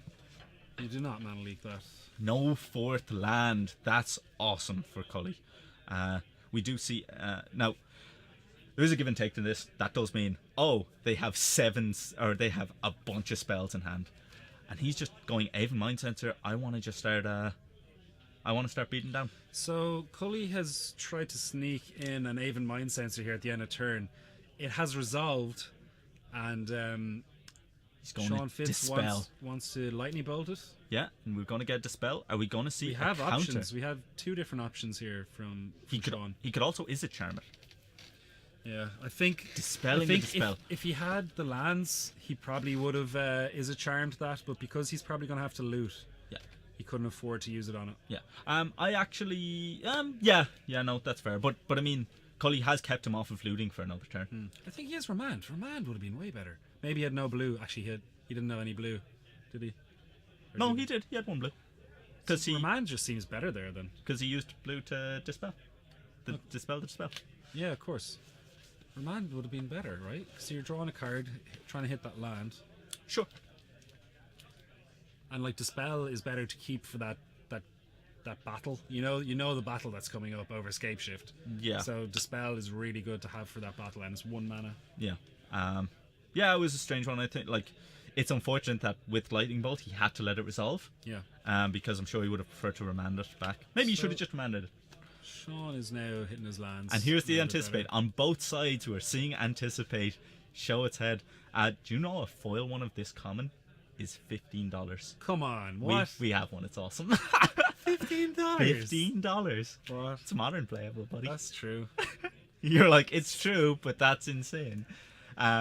In fact, Cully is going to be soon picking up a playset of foil Gurmag anglers because they're probably worth nothing, but legacy players, man. Legacy and modern players, they love foiling it out. Okay, so Sean drawing now, getting another land. Yeah, so we're So seeing. he's happy to see the lands coming now. Yeah, we're seeing the draw go here. Cully's thinking, I guess, about getting out the Snapcaster Mage. Snap, anticipate. Sure. I'm fine with that. Now, is that going to resolve? Or are we going to remand it? Yeah, he's like, no, because you can just cast it again. So he'll remand the anticipate maybe. Excuse me. Yeah. That seems fair. And of course, the way that the interaction happens is because it was flashed back. Instead, when it's remanded, it does not go back to the Cully's hand. It just gets exiled. Yep. So that's always a thing to be wary of. Makes remand a really interesting card to play about. Also one that has just been reprinted in Modern Masters. And I think they were all very happy with that. Luckily at Uncommon. I think some people were worried they'd put it at Rare because it was a $15 Uncommon. Yeah. But no, it's at Uncommon where it should be. It's a great card. Is it unusual for the cards to go from, say, uncommon to being rare or something like that? It does happen. I can't remember. There was, if I'm, don't quote. Most of the cards actually have gone down in rare. In fact, there's one Sign of the Wild went from rare to common. It's really funny.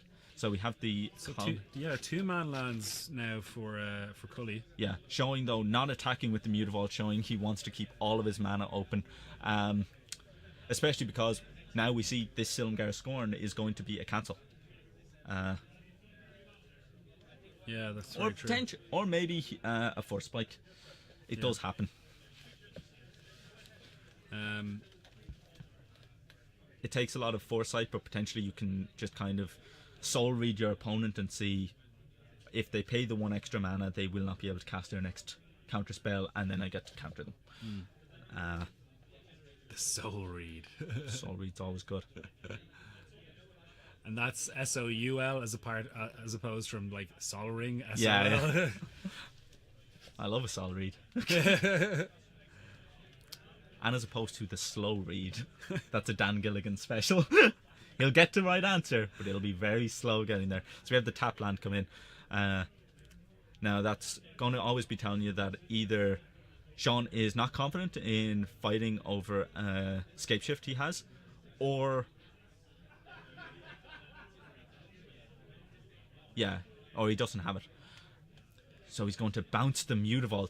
Sean knows. Was it definitely a Mutavault he pointed Yes, to? Yeah. because Sean knows Oh no, it's a colonnade. Yeah. I thought he was a genius. I was like, yes, he He's knows got to take away He's got the read on him. He knows take away Silumgar Scorn, make it not be a cancel. I think he's just looking to survive for a little while longer. Yeah, that's what the deck does. I've seen players again. Wow, he actually had 1, 2, 3, 4. He's got 5 mountains out. That is a Stormbreath Dragon, buddy. This 7 mana is not going to be. Let's remind that. That 7 mana is not counting to. Spell Snare. That Dispel would be mighty tasty right about now. No, it's great. Now you just turn. He's thinking about Silumgar scoring. I think you gotta want a Silumgar scoring, right? Actually, do you know what I'm thinking of? I think he's got a remand in hand, so you might want to remand, give him back the Dispel, and then no, that doesn't. Yeah, get him to cast the Dispel again, and then use Silumgar scoring. When he's tapped out, you don't have to use any extra mana. Although he's got the extra mana anyway, so you may as well use it. But yeah, Sean has no way of fighting Mixer with this, so we're going to get the sack.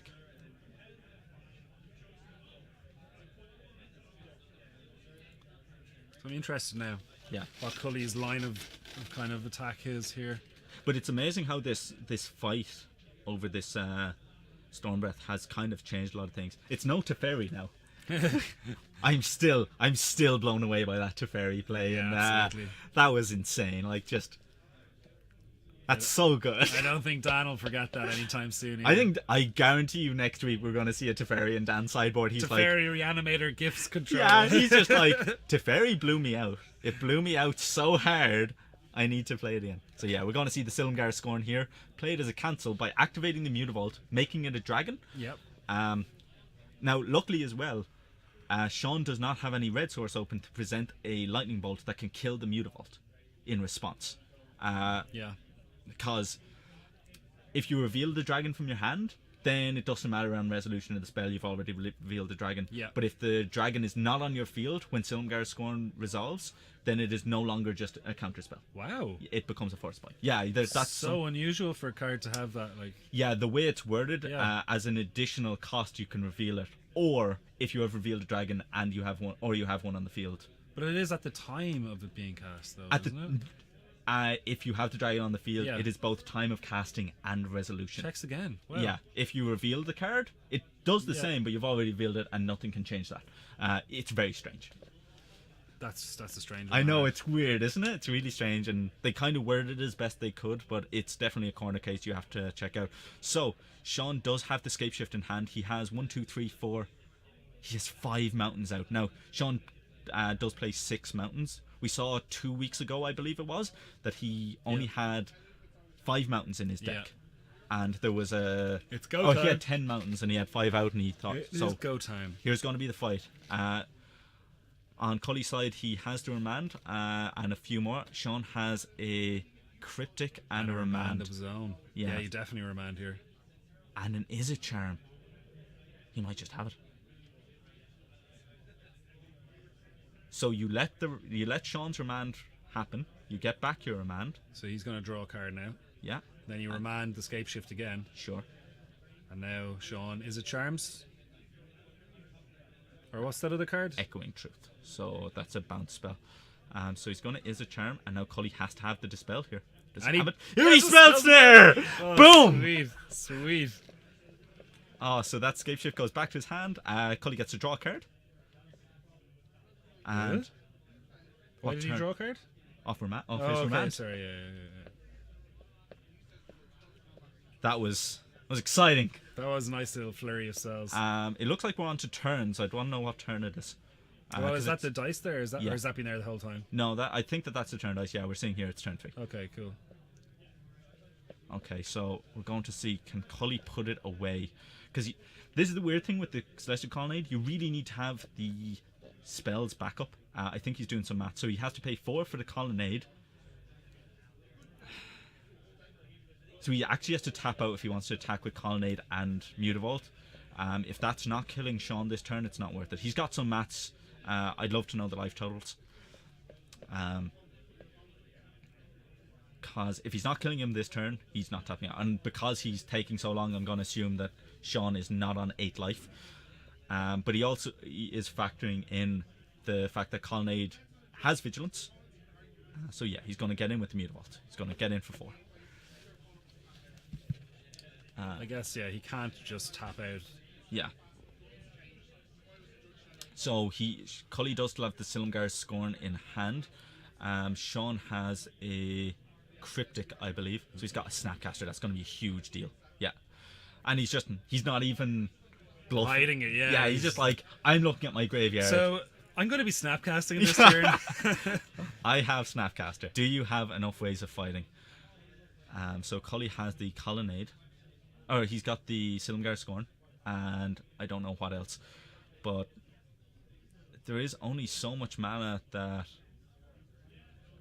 like, this is kind of the problem with Scapeshift is... Even though he's got 8 land, he just has to go... Here goes 4 of it just to cast this spell that will win me the game. Yeah.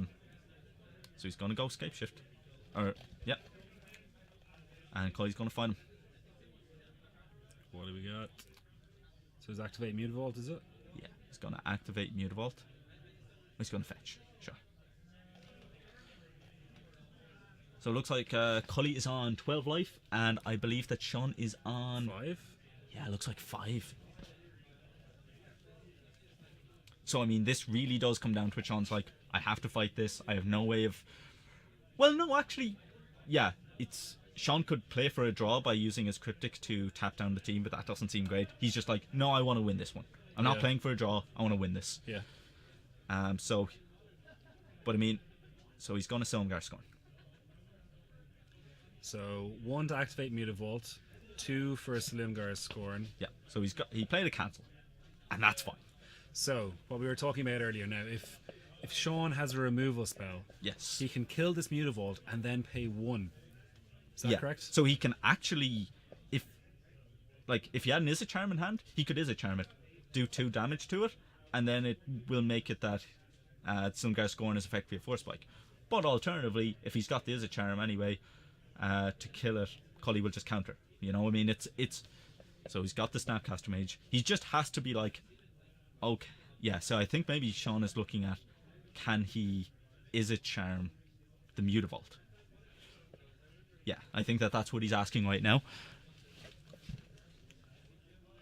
And he's just like, do I go for it? Will it be much the same? Well, he's snapcasting, so he's going to be getting something else. Yeah. Well, Cully's going to see, is he going to counter the Snapcaster or counter the spell that Snapcaster reveals? So there's a spell snare in... Oh, there's Dispel as well. Yeah. So Cully has what? Is it?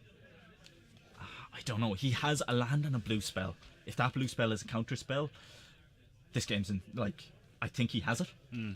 But yeah, Sean, I think you let this happen because it uses up Sean's mana. He's going to go for, I mean, Remand doesn't do it. Dispel. You're right, Dispel. Dispel or Spell Snare, but if Cully has any kind of counter magic... Anything. Yeah. That's why Snapcaster might not have been the play there. I don't think he had a choice. Well, he has an Izzet Charm in hand. So does he? Yeah, so the other option was to try and Izzet Charm the Mutavault and pay 1, but then you still kind of run into the same issue. No, he doesn't have an Izzet Charm. He's got a Storm Breath, Remand, and an Echoing Truth. Oh, okay. Sorry about that. So he's so he is dispelling. Yeah, and does Cully have it? He's got half. Not good enough. Wait. What else has he got? So they want to just clear up this first. Now, this is... Yeah, I think Cully was... response to Scape Shift? Yeah, I think Cully was bluffing it. I don't think he has anything. And I'm like, there's no point bluffing. That's a successful bluff then. Yeah, I was like, there's no point bluffing. The game's over. He's not going to not Scape Shift. You know what I mean? He cast the spell. So... Oh! No, do you know what? Cully was... a Mind Sensor? Yeah, Cully was bluffing the Mind Sensor. Yeah, GP. But of course... But once again, I mean, Sean's just like, yeah, I have to go for it. I mean, I'm either playing for a... Let's hope Sean's nuts are right this time. Yeah. 1, 2, 3, 4, 5, 6, 7. 4, 5. Yeah, he's fine. He's got 5 mountains on the field. 4 in his hand that he's sacrificing. And yeah, he's got it. So 2 Valakuts and 5 mountains. Is it? Is it 7 he picked up? 4, 1, 2, 3, 5, 4, 6, 7. There we go. So those 2 Valakuts And that is game. are going to nuke Cully. Yeah, we had a land and a path to exile. Very strange Cully keeping in path to exile. Well, it's game 3, so actually, Yeah, well, I mean, maybe he was suspecting like the same as Kirill had, which was the Inferno Titan. Because I actually have Cully's... Stormbreath is a nice choice by Sean, though. Yeah, because I actually have Cully's sideboard. It's 1 Celestial Purge, 2 Spellskite, 2 Kitchen Sphinx, 1 Supreme Verdict, 2 Aven Mind Sensor, 1 Timely Reinforcements, 2 Disenchant, 1 Jace Archetype Thought, 1 Dispel, 1 Negate, 1 Sword of Light and Shadow. So I'd hope he brought in 2 Spellskites. Because they're good, but they're not amazing. We're gonna get Wiggles and Jonathan Anderson up. Sweet. Sure. Do you have a list for Anderson? What's Jonathan on? Yeah, I have no idea. You should have. You might have. Yeah, it's right here. It's the one we were looking at previously. The interesting thing about the Silumgar, Scorn, and Mutavault. Yeah, I was saying. No, you're actually. I'm wrong. You're close. Sure. When you go and activate Mutavault to be a dragon, and then you cast Silumgar Scorn, you just hold priority, and then Silumgar Scorn will remember that there's a dragon there. So that way you can't